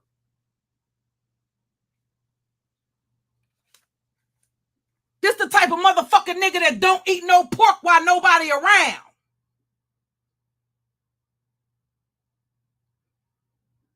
But let him go over one of his relatives' house and they frying some goddamn pork chops, smothering them in some fucking gravy. That fat bitch, that beer belly having bitch. Instead of you worrying about the condition of my vagina, sir, worry about that belly that looks like you 9 months pregnant that's preventing you from seeing your uncircumcised dick, sir. You look like a pregnant woman. All you needed was a pair. All this bald head bitch needed was a bonnet and a goddamn pair of bedroom slippers to fuck on. Because you look like a goddamn pregnant woman cooking eggs in the goddamn wee hours of the morning. No, nigga, you was happy that you got your gas on. You probably took your ass down there and told the gas company that same old story that your ass got up here and told other motherfuckers about you being broke for COVID, and they probably temporarily turned your shit on, and you still ain't pay shit. Either that or you got an electric stove, bitch. How the fuck you got gas service with a $5,000 motherfucking gas bill, bitch? You probably got your shit on to somebody else's goddamn name. I want to see your gas bill, bitch. You want to see everything else. I want to see your gas bill. And I want to see your I want to see your balance on your gas bill, bitch. I want to see your Philadelphia Water Department bill. I want to see your Pico bill. Let us make sure you got your shit on in your motherfucking name, bitch. That you ain't sent somebody down to Pico, Philadelphia Gas Works, or the Philadelphia Water Company as a motherfucking tenant for the goddamn property so they can get the shit turned on in somebody else's name. You ain't fooling me, nigga. I'll continue to air your motherfucking ass out, bitch. No, you wasn't making no motherfucking eggs in the wee hours of the goddamn morning. Not only were you glad you had your gas on, bitch, but that was all your fucking broke ass could afford, bitch. You should have chopped up them goddamn Gucci slides and fried that shit up, bitch. Put that shit in some Crisco. Because if you keep fucking around with me, you'll be building a motherfucking tent out of them motherfucking clothes.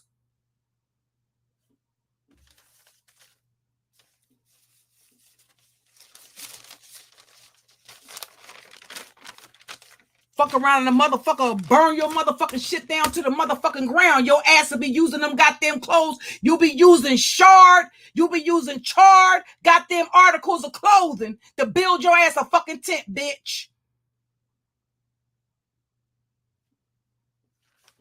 You'll be right over there pissing them bottles. Right underneath of the bridge, pissing them bottles. Your ass will be at Kensington and motherfucking Allegheny. Sleeping on a pissy mattress.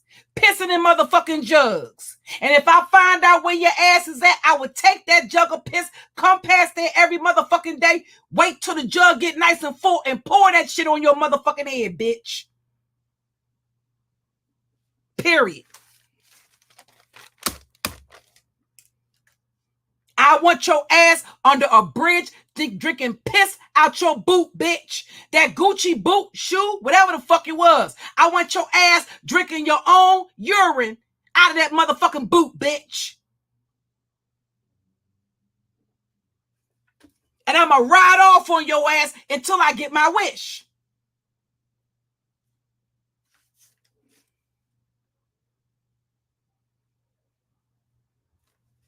Period.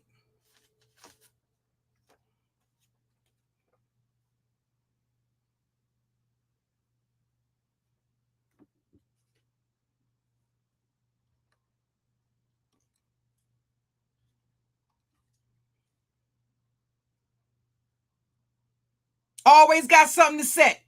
Ask that motherfucker to show you his electric, his gas. Fuck a resume that you had one of them scallywags, them motherfucking cyber scallywags. Fuck that resume you had them goddamn YouTube lot lizards in your motherfucking chat, right, you bitch.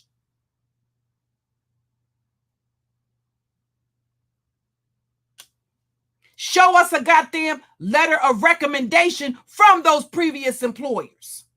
Show us the awards you got for your work ethic. You're lucky I don't watch all your shit. Because I can't stomach the sound of your fake ass voice. But you lucky I ain't see that motherfucking resume, because I would have went and got the goddamn I would have popped your ass, because I would have went. If somebody know the name of the employers he had listed on that goddamn, I'll trick them. I'll call and say, you a potential employee. I'll put on my professional voice. I keep telling you, I'm not your average hood rat. I'll put on my professional voice and trick the shit out of them motherfuckers.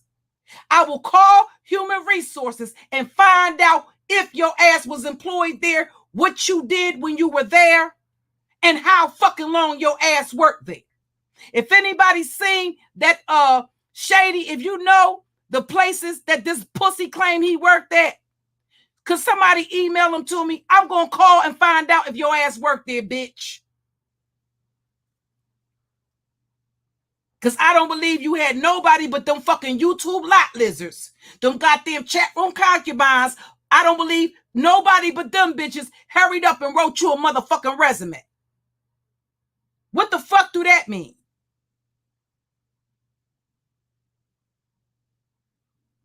The way to verify where a person worked at is to call the company and find out what dates they worked there. You done lied about every motherfucking thing else. Why the fuck wouldn't you lie about that? You lied about swindling a goddamn senior citizen out of her house on her damn deathbed. I don't put nothing past you motherfuckers. And yes, I will call and get the motherfucker, find out whether your ass worked there or not. Point blank, period. So you can keep getting your funky ass up here and lying if you want to. Y'all gonna continue to get popped because you continue to get up here and lie. You continue to get your asses up here and lie. Hey, Petty Poop 69, how old these night?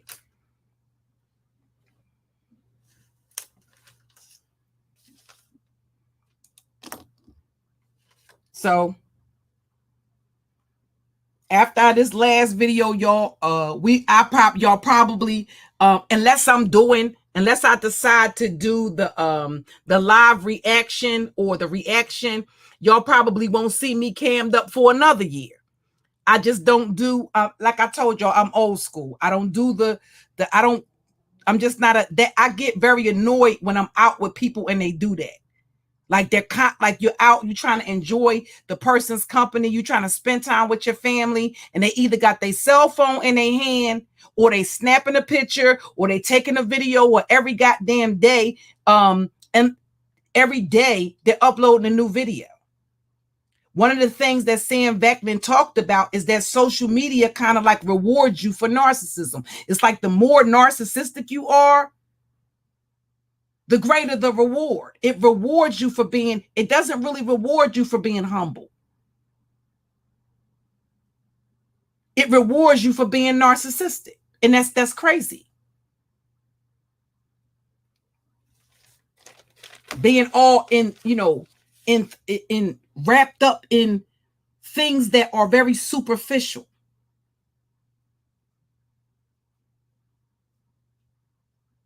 Yes, we all like to look at things that are beautiful. We like beautiful things. We like to behold beautiful things and all of that kind of stuff like that.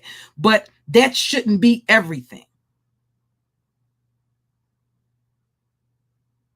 And to see older people, mature people, I get the gist that younger people are going to do that. But to see all of these older people that should have grown out of that phase where they're caught up in all that superficiality. They haven't. A lot of these motherfuckers have not grown up. That's why I said when it comes to, you have to get away from these insecure, self-loathing ass bitches. You got to move around. You got to get around some go-getters that you can actually build with. Leave these build a broke, bummy, nigga, bitch type of bitches to their own vices.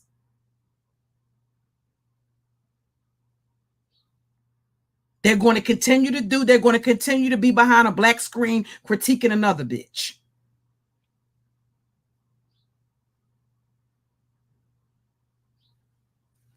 You know the interesting thing?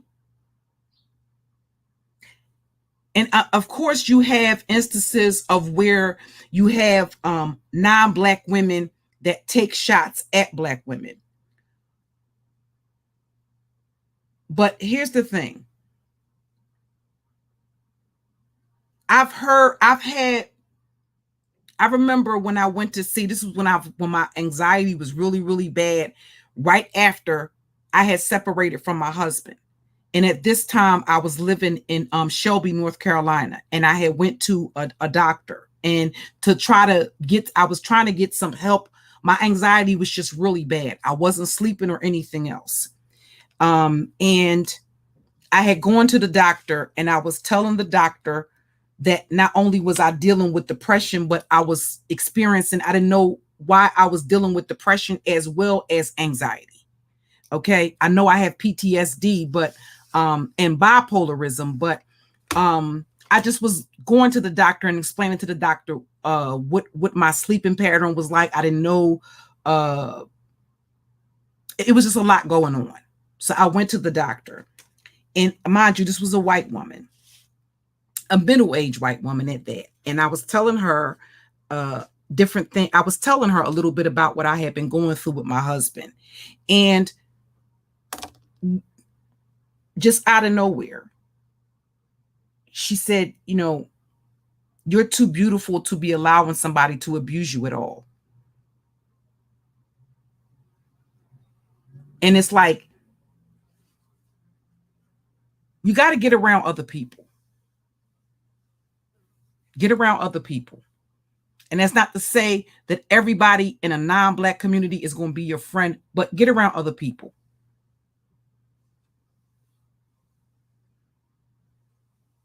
You don't need to be around people that constantly want to pick you apart, pick through your, no. A lot of these bitches do too fucking much. And it's just gotten to the point where, it's just certain things that I'm just going to start calling out. The other thing was Tracy wanted to know what has started the beef between me and Lady La. So after I sat there for about an hour or so and watched these trolls come into the chat, I knew it was nobody but people between Lady La's camp and ZX's camp that was coming into the chat under these troll accounts. Okay. And they did that shit for about an hour and a half. Okay. And Tracy was asking what started the beef between me and Lady Lie. Here's the other thing. Lady Lie didn't have no smoke for me in 2019. Despite all this theatrics and shit that she got up here and did, I told people when I first popped off at her, me and you already had a dust up in 2019, and you couldn't, you wasn't ready. But because she had Candy putting a battery in her back, the reason why I started going at Candy and Lady Lie, mind you, I had chose to, because of the sensitive nature of the situation, I let everybody know I was not speaking on the matter publicly. I just wasn't going to do it. I let Jazzy and the Fairies know. They respected it. I went to them and basically said, listen, I don't like the way things, I don't like the fact that you all are going back and forth, but it's not my issue. It's not my beef. I don't have anything to do with it. I don't have an issue with either one of you. I'm just going to stay out of the situation. What they started doing was, after a certain amount of time, mind you, I'm watching everything that they're doing. And although I have my opinion on it, I never spoke on it publicly. What they started doing then was starting going after the people that were supporting her, or that just didn't turn around and start attacking her. And that was just my perception based on what I witnessed and what people that were close to them were basically saying, coming out on platforms saying that Candy had a problem with the fact that I was still supporting Jazzy. When I said from the beginning, because of the fact that it involves her children, I'm not going to speak on the matter at all. That's my right. And I'm not going to let some punk ass bitches on fucking YouTube bully me into picking a side or bully me into seeing shit from their fucking perspective. I don't give a fuck what you say, what you think, or what you feel. That's the position that I took. And I don't know what made these bitches think that they could basically cyberbully other people into seeing shit from their perspective. What is so wrong about saying I'm not going to speak on the matter? It involves somebody's children in a fucking CPS case. At that time, it was an open CPS case. You know what I mean? So that's where that started from. Because I was on some shit like, who the fuck do y'all bitches think y'all talking to? Like, who do y'all really think y'all playing with? I didn't start doxing them bitches first. They started doxing me. I was getting pictures that Bullis Gotti was passing around, pictures of my granddaughter in back chats, sending people pictures of my relatives. And I knew that they were all doing it. They all had got the same pictures. Clyde had threatened me with the pictures. And allow other people to show, she allowed other people to basically show the pictures from her platform. She allowed my family members to be doxxed on her platform. That's when I started doxing her. Candy's immediate course of action once I started dragging her was to start doxing. I didn't start doxing them first. They started doxing me first. And fucking with my family members.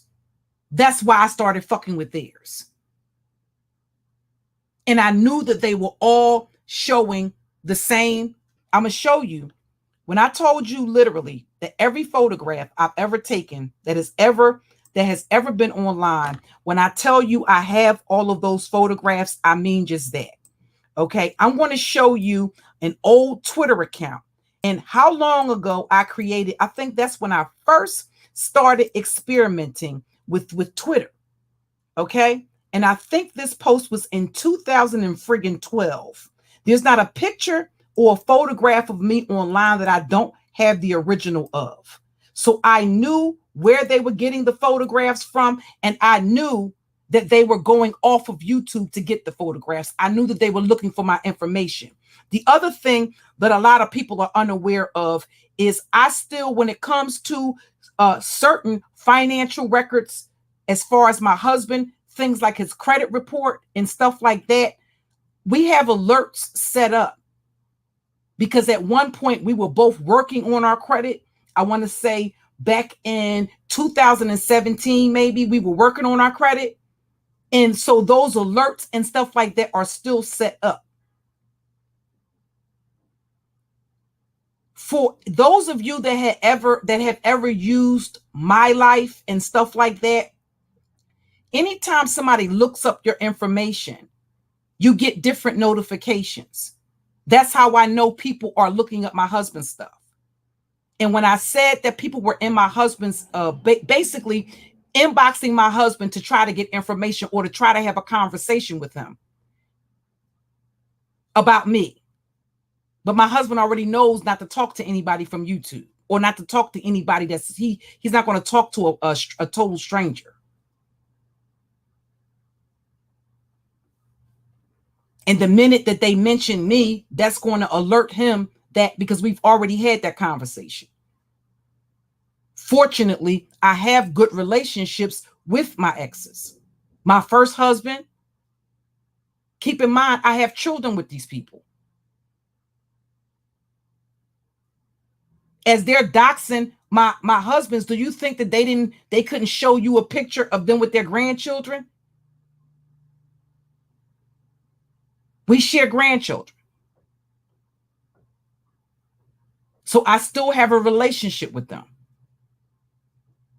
And yes, they've been notified that if anybody contacts them, is from social media or asks them a whole bunch of questions. Y'all see how soon, y'all see this here? At this time, I was actually living in Charlotte, North Carolina. When I tell y'all, I know where they got these pictures from. That's the photograph. So when you pull up that photo, and that's a god-awful photo, that's when I first started experimenting with wigs. I get it. It's an awful picture. But listen, if you can't stand the gist of, if you can't stand an unfiltered picture of you being out here, you on the wrong platform. So when I seen people using that picture, I knew that they were going off of YouTube searching for my information because that was the only way you could have obtained that. This is when I first started, and because this is when I first started using social media. Okay? That's before I even got married, y'all. Okay?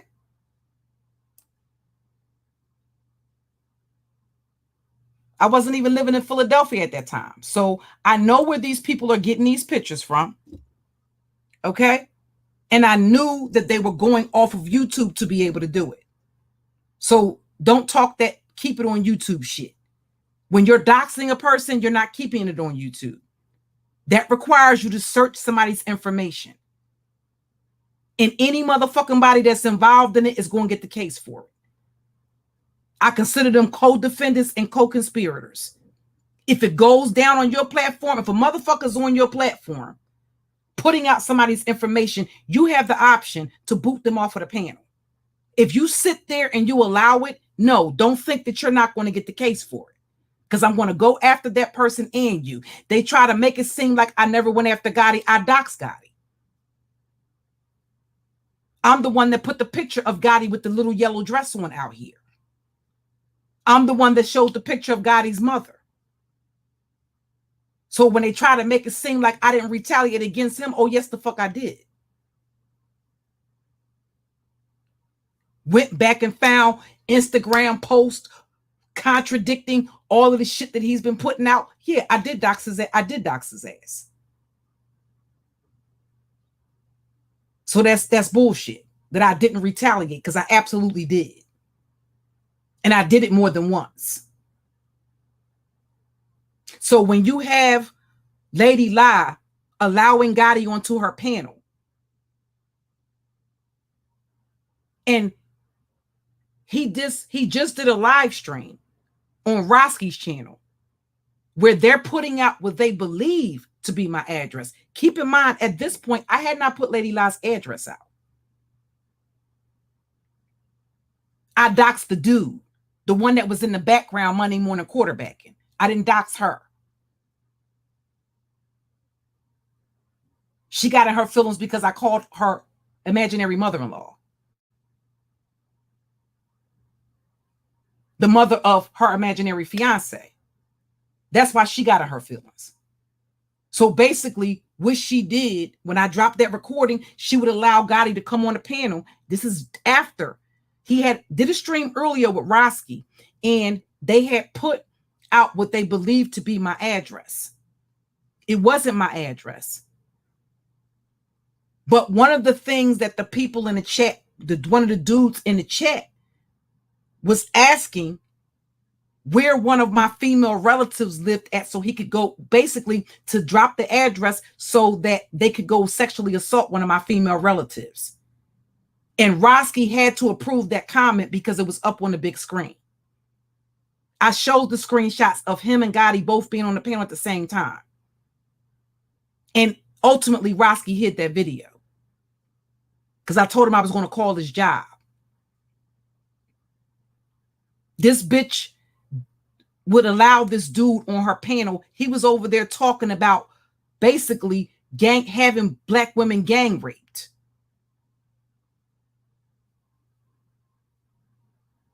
And so I started saying the shit that I was hearing him get away with saying.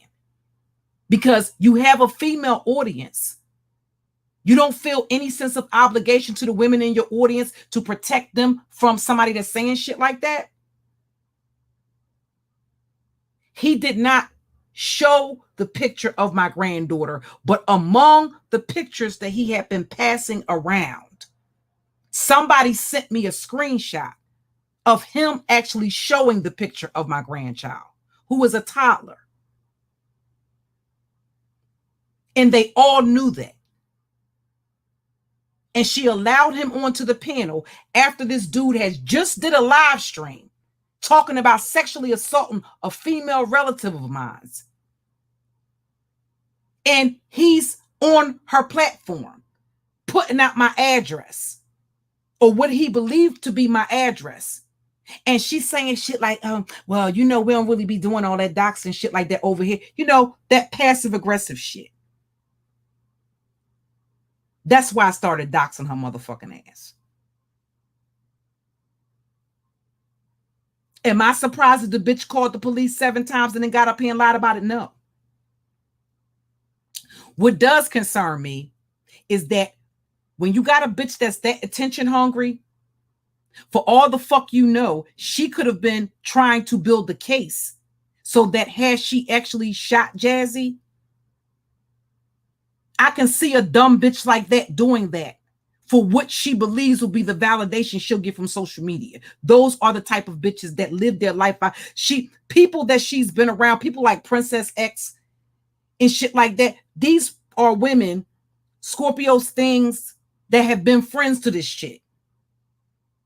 This YouTube shit, they take this shit real serious. And I've seen a lot of these bitches go through great extremes to keep up a fucking facade. That's how my family was doxxed in the first place. Because bitches will go to any extreme to protect this YouTube image, this YouTube persona that they have. Because they get up here, they don't show up on the platform authentically. And because you do and people love you, see, they show up inauthentically because they believe people won't accept them if they're actually their self. So they hate anybody that does show up in the world authentically. And the more people love you, the more they hate you. So what they do is go above and beyond to point out some sort of fallacy in you, some fallacy in your message, something in your background. I never once got up here and said that anybody should be going to prison. As a matter of fact, it was just the opposite. They are the ones that put out the information. Why did they do that? Because they believed that would turn people away by saying, this is her criminal history. She has a criminal background. She's a criminal. When that didn't work. Well, let's put this out. Do you realize that when Clyde Diva showed that picture of me, that they have edited and all of that other type of shit. I showed y'all the unedited picture. Do you realize the reason why she did that? She did that the first time she seen me on camera. So when I say they will look, that's a bitch that's insecure. I don't care what she gets up here, how confident she pretends to be.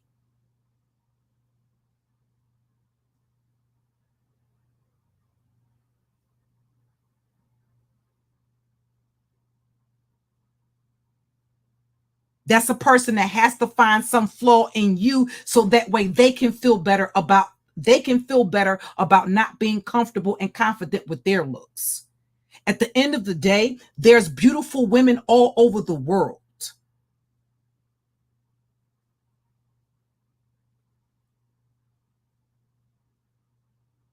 So when it's said and done, there's always going to be a woman more beautiful. The problem with these bitches is they don't know how to embrace another sister that may be more beautiful. She may have a shape that you envy, but not in a bad way. It doesn't make you hate her because she's more attractive. It doesn't make you hate her because of her skin tone. That's how these bitches operate. And what has been very frustrating is watching these bitches have repeatedly projected their insecurities, their ideology, their thought process the fuck onto me. Everybody that really knows me, the content creators that really know me, people like Egypt and people that have known me for years, they know that I'm not a colorist. And as a matter of fact, one of the things that me and she goes by the name of Unbothered Ho now, I know her as Sunshine. The reason why we got into it is because of the things that she was saying to light-skinned women. That's reverse colorism. That's just one of many things that we got into it about. So people that know me well know I'm not a colorist. So this false narrative of, oh, she's attacking this person because she's insecure about her dark skin. And anytime she sees the light, that's all a false narrative. And these raggedy bitches have known it the whole time.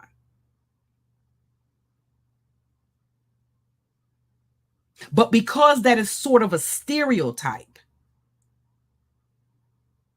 that women that are insecure, like the Clyde Divas, they breathe life into that narrative. That's the reason why people believe that.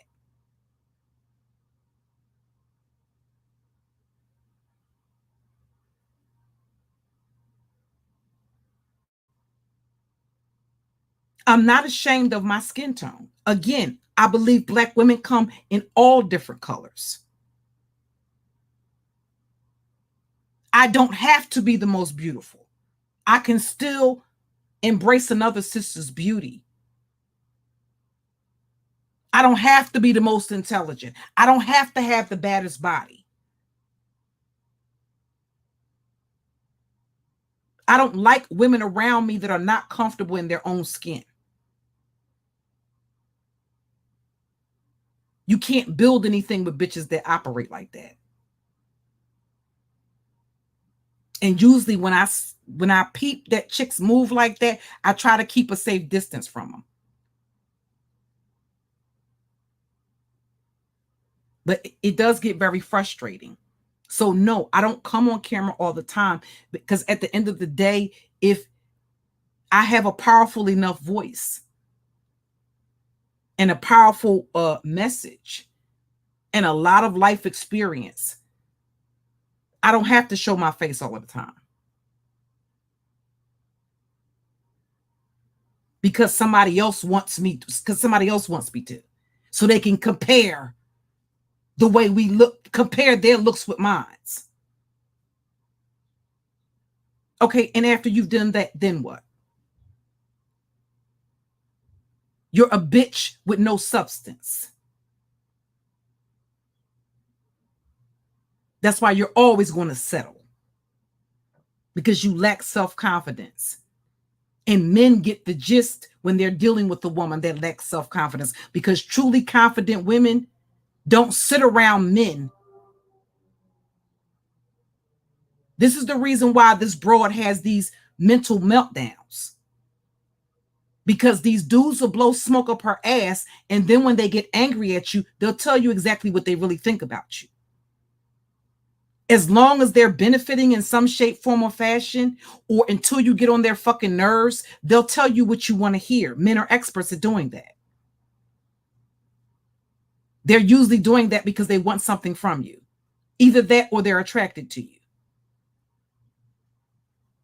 But that attraction is usually short-lived, especially when there's no substance to the bitch.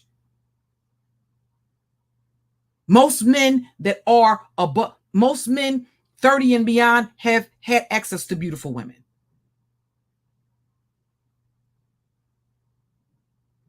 And after that,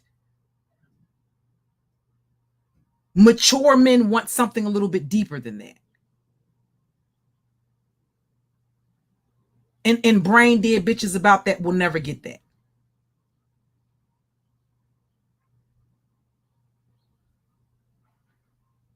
A lot of times, what do you hear women say when they find out that a man has a wife or he has a family?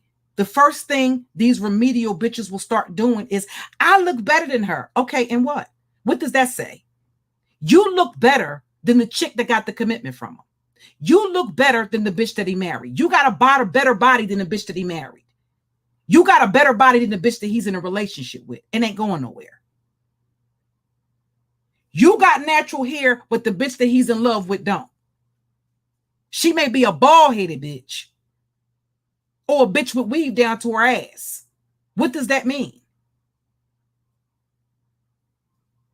That means he believes that other bitch is the one that has the qualities that he finds worthy of commitment.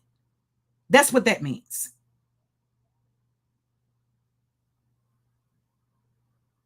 But you'll never be able to explain that to a bitch that operates on a superficial level.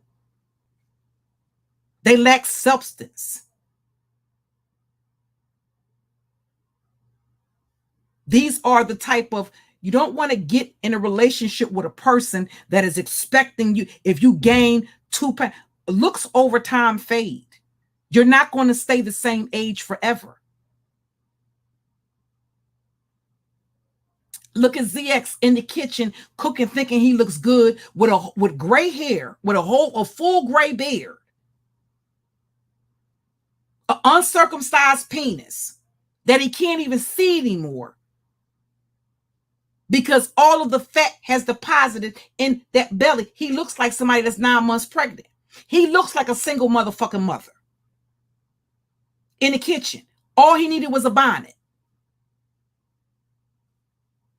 You're not going to be in the same shape that you were in when you were in your 20s. Look, you know what I mean?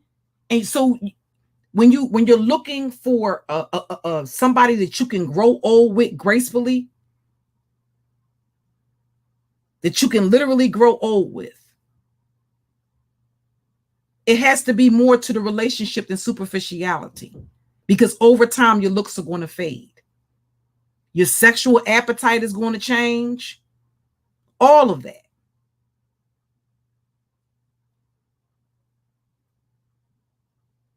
You know?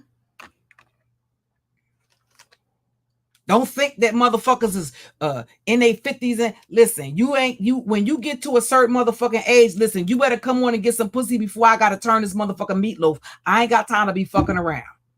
Okay? And no, I'm then a half a motherfucking century old, bitch. I'm not hanging off no motherfucking chandeliers. You better take this little ball jiggle and get the fuck on about your business. Have a goddamn seat. Okay? That's why I don't like younger men. All right? I'm not doing all of that.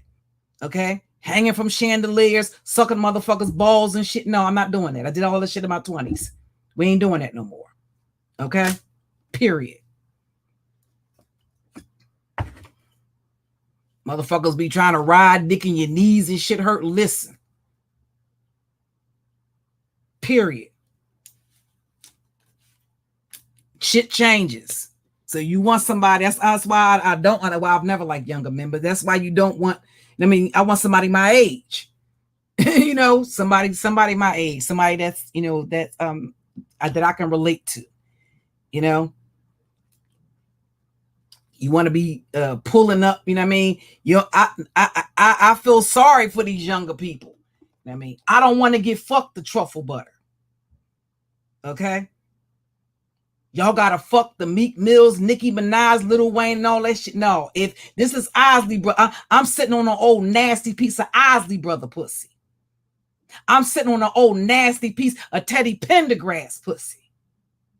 I'm sitting on an old nasty piece of Stylistics, Delphonics, Temptations type of pussy. I ain't doing all of that. Y'all go ahead and have at it getting fucked to Rick Ross songs. Okay? And bitch is trying to grow old gracefully. So let me share this one video with y'all. I'm gonna try to go live a little bit later on. I'm gonna catch up on. So hopefully I answered all of Tracy's questions. I think I did everything that was everything that was, you know, that I seen. I was just sitting in the clouds just watching the trolls, and I'm like, these motherfuckers here. This ain't nobody but these retarded motherfuckers over there at Grown Folks TV.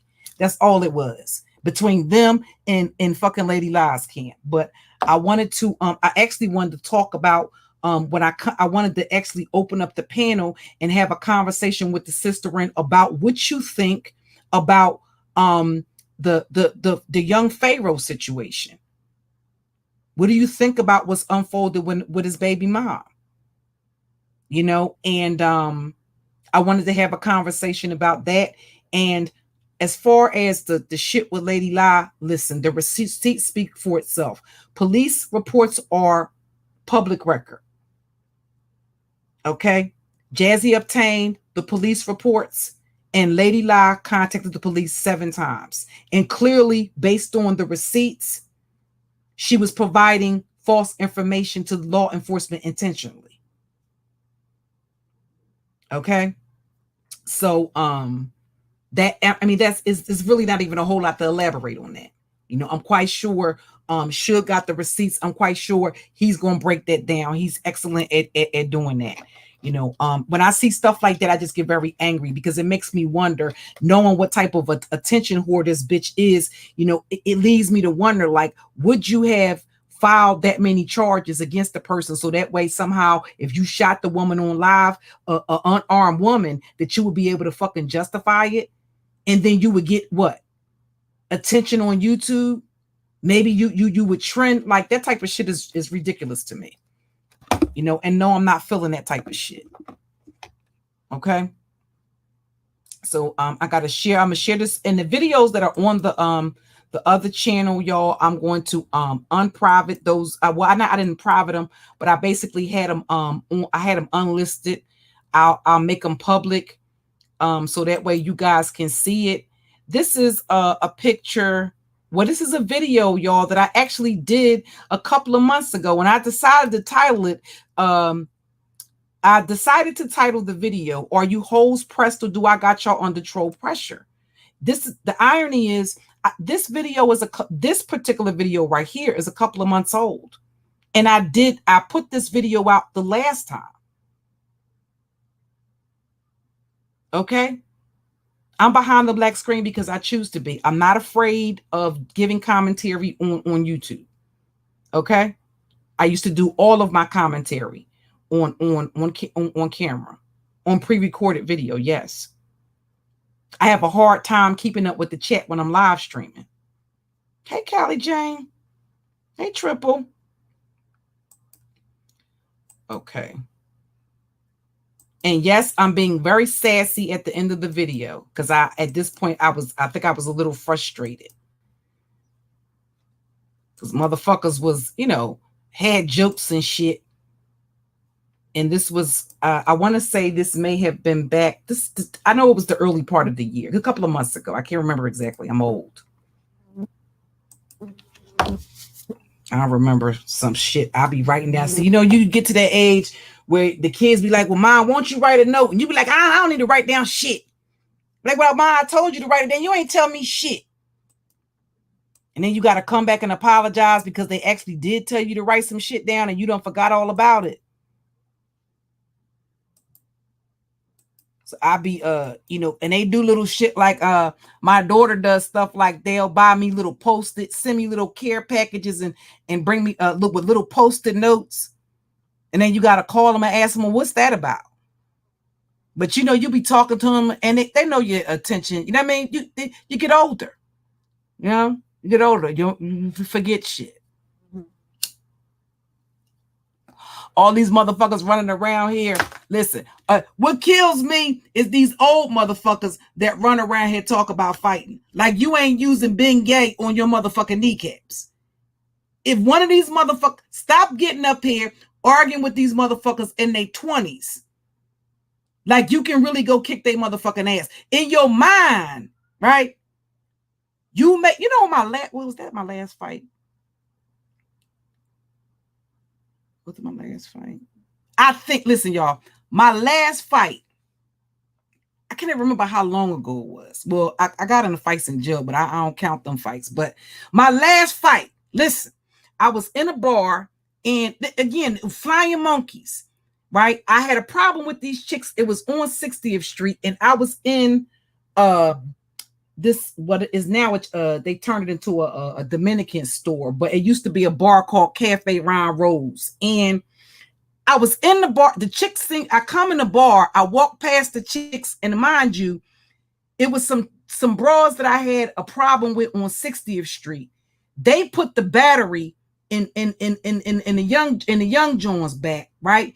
And I was standing next to her in the bar, and she was talking animated, but she kept waving her hands around.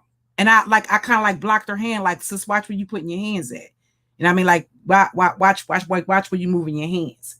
So she was on some shit like who the fuck is you? Like who, like, mind you, the bitches that I had the issue with, they knew who I was. She didn't. She was just somebody that was visiting.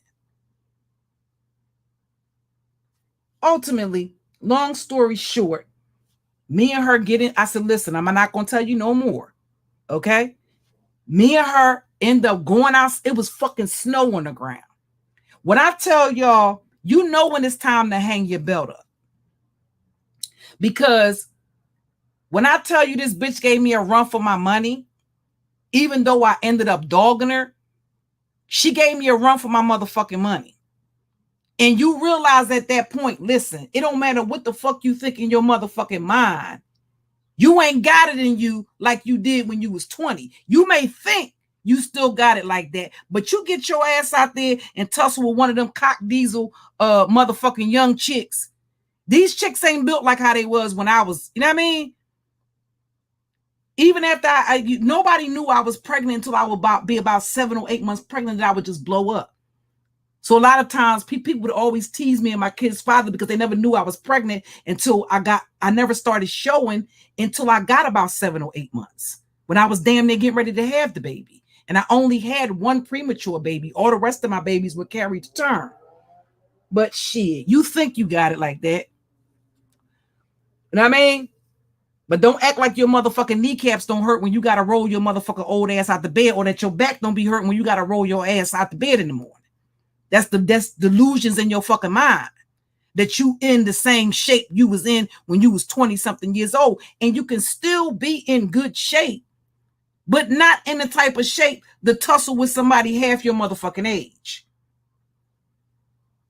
You know, you can defend yourself, but don't think motherfuckers is not going to give you a run for your money. I'm talking about a person that's actually a fighter. A motherfucker that's actually a fighter, not somebody, you probably can get off with somebody that's not a fighter.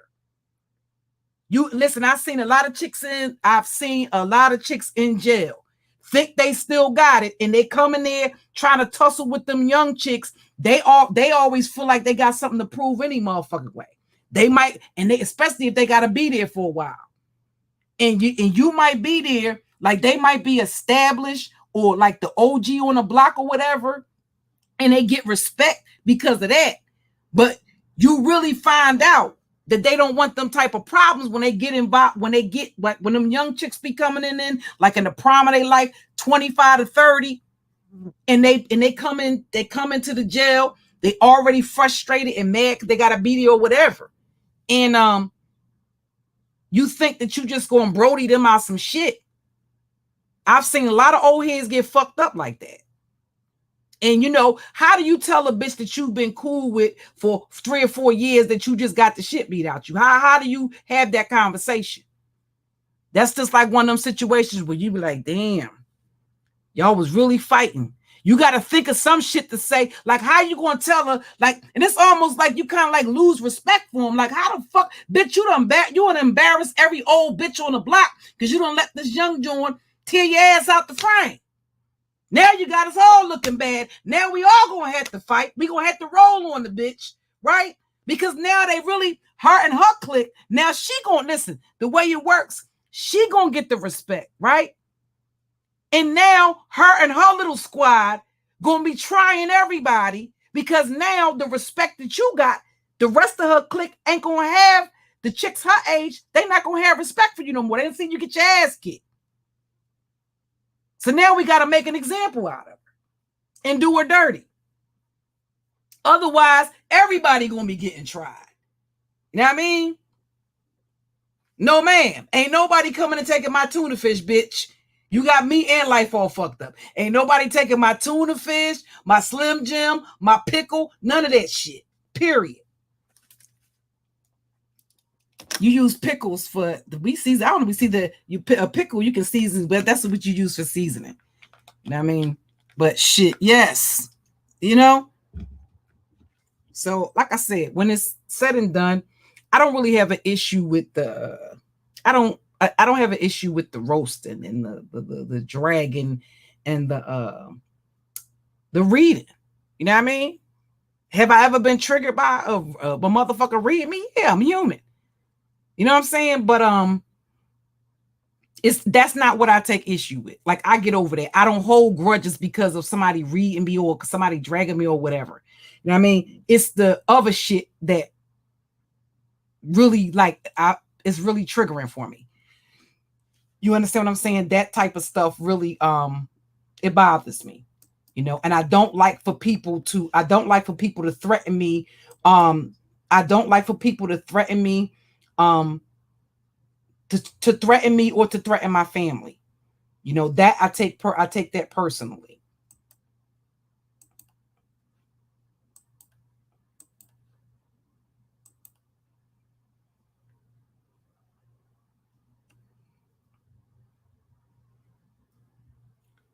Right. And they'll often tell you, you know, I don't like to come for anybody's children. You know what I'm saying? That makes me I don't like to do that. Right? But what a lot of these bitches get selective amnesia about is the fact that they'll talk about my kids. That's the first thing that they go for. They'll talk about my children or talk about my grandchildren, or you know what I mean?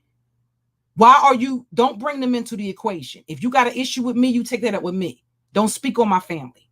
Because if you come for my family, I'm going to come for yours. And then it's just going to get crazy. But that's what a lot of them have selective amnesia about. They started talking shit about my kids first. My sons, y'all have heard my nephews in the background when I've been live streaming. You've never heard them. They laugh at these people on YouTube. There's only when it's a man, it's only when my son heard the threats that ZX was making that my son said something for the first time. You don't see my sons arguing with women on fucking YouTube or social media, period. They don't even really address these dudes like that, other than to tell them what's going to happen if you come anywhere near this house. That's it. They don't get on the line and argue with females. So they don't argue with the dudes either. So for a dude to constantly keep threatening me. Yes. You know, my son heard what he was saying. And then for these, you know what I mean? They'll talk about my kids. And then when they talk about my kids and I start talking about theirs, they're victims. No, the fuck you're not, bitch. You a volunteer. And I don't give a fuck if you run back up on the porch. I'm gonna grab you by the porch off your fucking head. By your head off the porch. Because what a lot of these bitches will do is they'll do something to you and then try to run back up on the porch. No, that's not the way that works. And I can forgive for a lot of shit. But once they take it to a certain level, that's it. The level that Candy took it to, the level that Lady Lie took it to, the level that a Jokey took it to, that's the fucking point of no return. Period.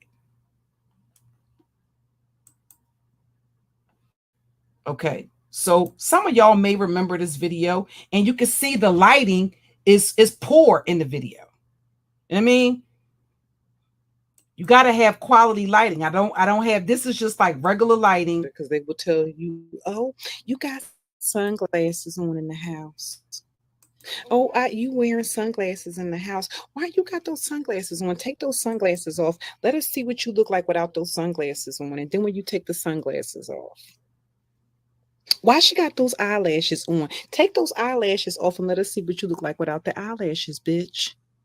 You got, she's not that light skin. Take the makeup off and let us see. Take the filters off. Then when you take a natural pic and don't use any filters, and this is my skin tone, okay? And I've been telling people that forever. This is my skin tone, okay? I'm not the one that has a problem with my skin tone. You do. So when it's said and done, that would be a projection too. Okay. I should have named dark skin. I should have named this when it's said and done, because I said that about 3 or 4 times. I'm not the one that's uncomfortable with my skin tone. That too would be a projection. Okay, perhaps that you are, but I'm not uncomfortable with my skin tone. Now, when it's said and done, they'll say, why don't you, come on camera and show your true complexion? This is my true complexion. And I've been telling you, this has been my true complexion from the beginning. Okay. That is my complexion. When it's said and done, I'm not the one that has a problem with my skin tone. It's you. Okay. And, when it's said and done, I'm still going to be here repping for the dark skinned chicks, point blank, period. I'll wear makeup if I feel like it. I'll wear eyelashes if I feel like it. I'll wear a weave if I feel like it. I'll wear a wig if I feel like it. I'll come up on this bitch with my head shaved bald if I felt like it, and still talk my shit. I could get in a motherfucking fist fight and somebody can pull my wig off and I will still be up here to talk my shit without my wig on. And I'm still going to be that bitch. Will forever be that bitch. Been that bitch. Gonna stay that motherfucking bitch. Point blank, period. Get all the way the fuck into it. That's extra sassy. And that's I'm that video. I'm not going. I was irritated. I think I was highly irritated when I did that. Because I just was, and I did that a couple of months ago. This fucking fly, man.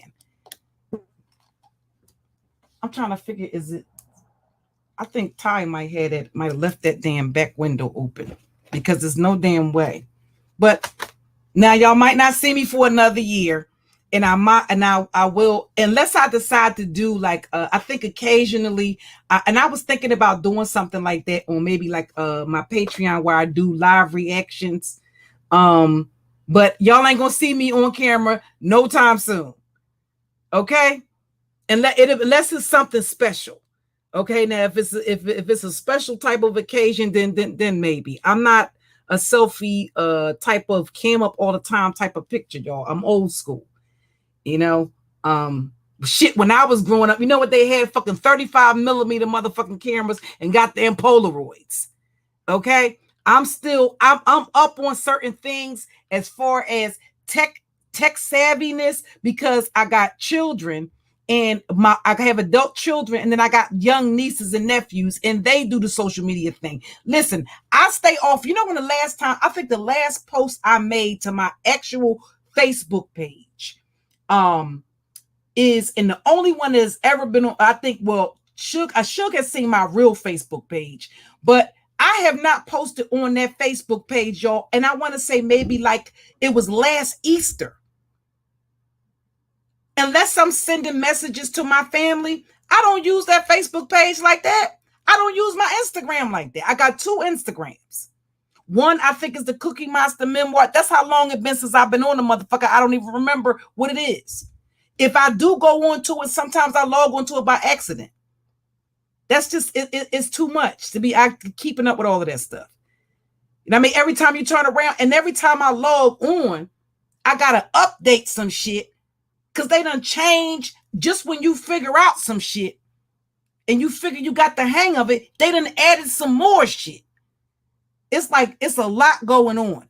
Listen, I could, and Tracy was saying that she see me on Bigo. No, I'm not on Bigo. Listen, I uninstalled, hey, Macmillan, I uninstalled that app for my phone. Listen, they got too much going on. I have a hard enough time trying to multitask when I'm behind a goddamn black screen trying to keep up with the chat. And especially if I'm ranting. If I'm ranting, you know, I might be up on this motherfucker talking for 4 hours before I even realize that there is people in the chat. You know? So I'm trying to get better with that. But I'm just not it's cool when people hey Brandy, it's cool when people, it's nothing wrong. Don't get me wrong, there's nothing wrong with it. There's nothing wrong with I think we live in a day of modern technology. A lot of people date online. I don't think it's anything wrong with that. I don't think it's anything wrong with it. You know, the only advice I can give the sisters is just use the utmost discernment when it comes to letting down your guard and being vulnerable. All the more so if it's been a while since you've been dating or the last relationship ended, it was a toxic, whether it was a toxic relationship or an abusive relationship, be very careful. Because often, sometimes, you've already been groomed to do a beeline to those type of dysfunctional individuals. That's why we find ourselves in these circles. But that's a whole nother different live stream. But just use the utmost discernment, because a lot of things are happening to sisters, to women, period, that are meeting these people. It's actually a documentary on YouTube where they're talking about this particular app that they were using over there in the UK. And a lot of women were sexually assaulted. We've seen the stories of women on meeting people from off of Instagram, and they're beaten, sexually assaulted, and left for dead. You have to be careful. There were several serial killers that met women. And I'm not talking about non-Black serial killers. That's another misconception, that there were no Black serial killers. So what that does is create a false sense of security for Black women before it became evident to us that no, they do have Black serial killers. They had several here in Philadelphia. As a matter of fact, the one that was killing women listen, here's the thing. The one that was killing women, the woman that they found in the one that was killing women in Kensington at K&A, he actually murdered a woman. How they caught him is he murdered a woman. I'm at 63rd Street. He murdered a woman not far off of 69th Street that was leaving a bar. And the way that they caught him is that they caught him buying beer from out of a deli. He caught her coming down, out, leaving the bar, and he had already murdered several other women, and he just stabbed her to death. And the house that she was going to, they didn't realize she was dead until they came out of the house the next day and seen her laying on the steps. So you have to be careful. So that's a very dangerous. Anytime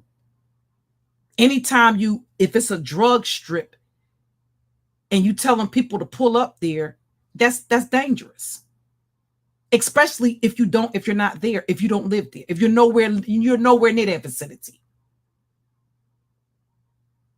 And I've already showed you all how broad of an area that is, in all of the different angles where you could possibly be boxed in. It's just not it's unless you know what I mean, unless you're there on business. But that's the reason why she's given that location. And like it's some kind of fucking game. And it's not. Okay. Well, thank you guys for hanging out with me for the Blasian Butterfly said the listen, I heard that the Christian mingle. Because of course, some of them are not Christians.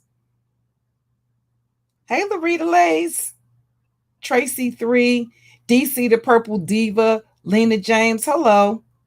Miss Young Sniper. I saw Macmillan, J Banks, my sis Brandy, Sunny B, hello. Angel, Isis 111, Angie, Blessed Always, KJ, Party Sapphire, hey. One Up, hello. Hey, Shook. Let's see.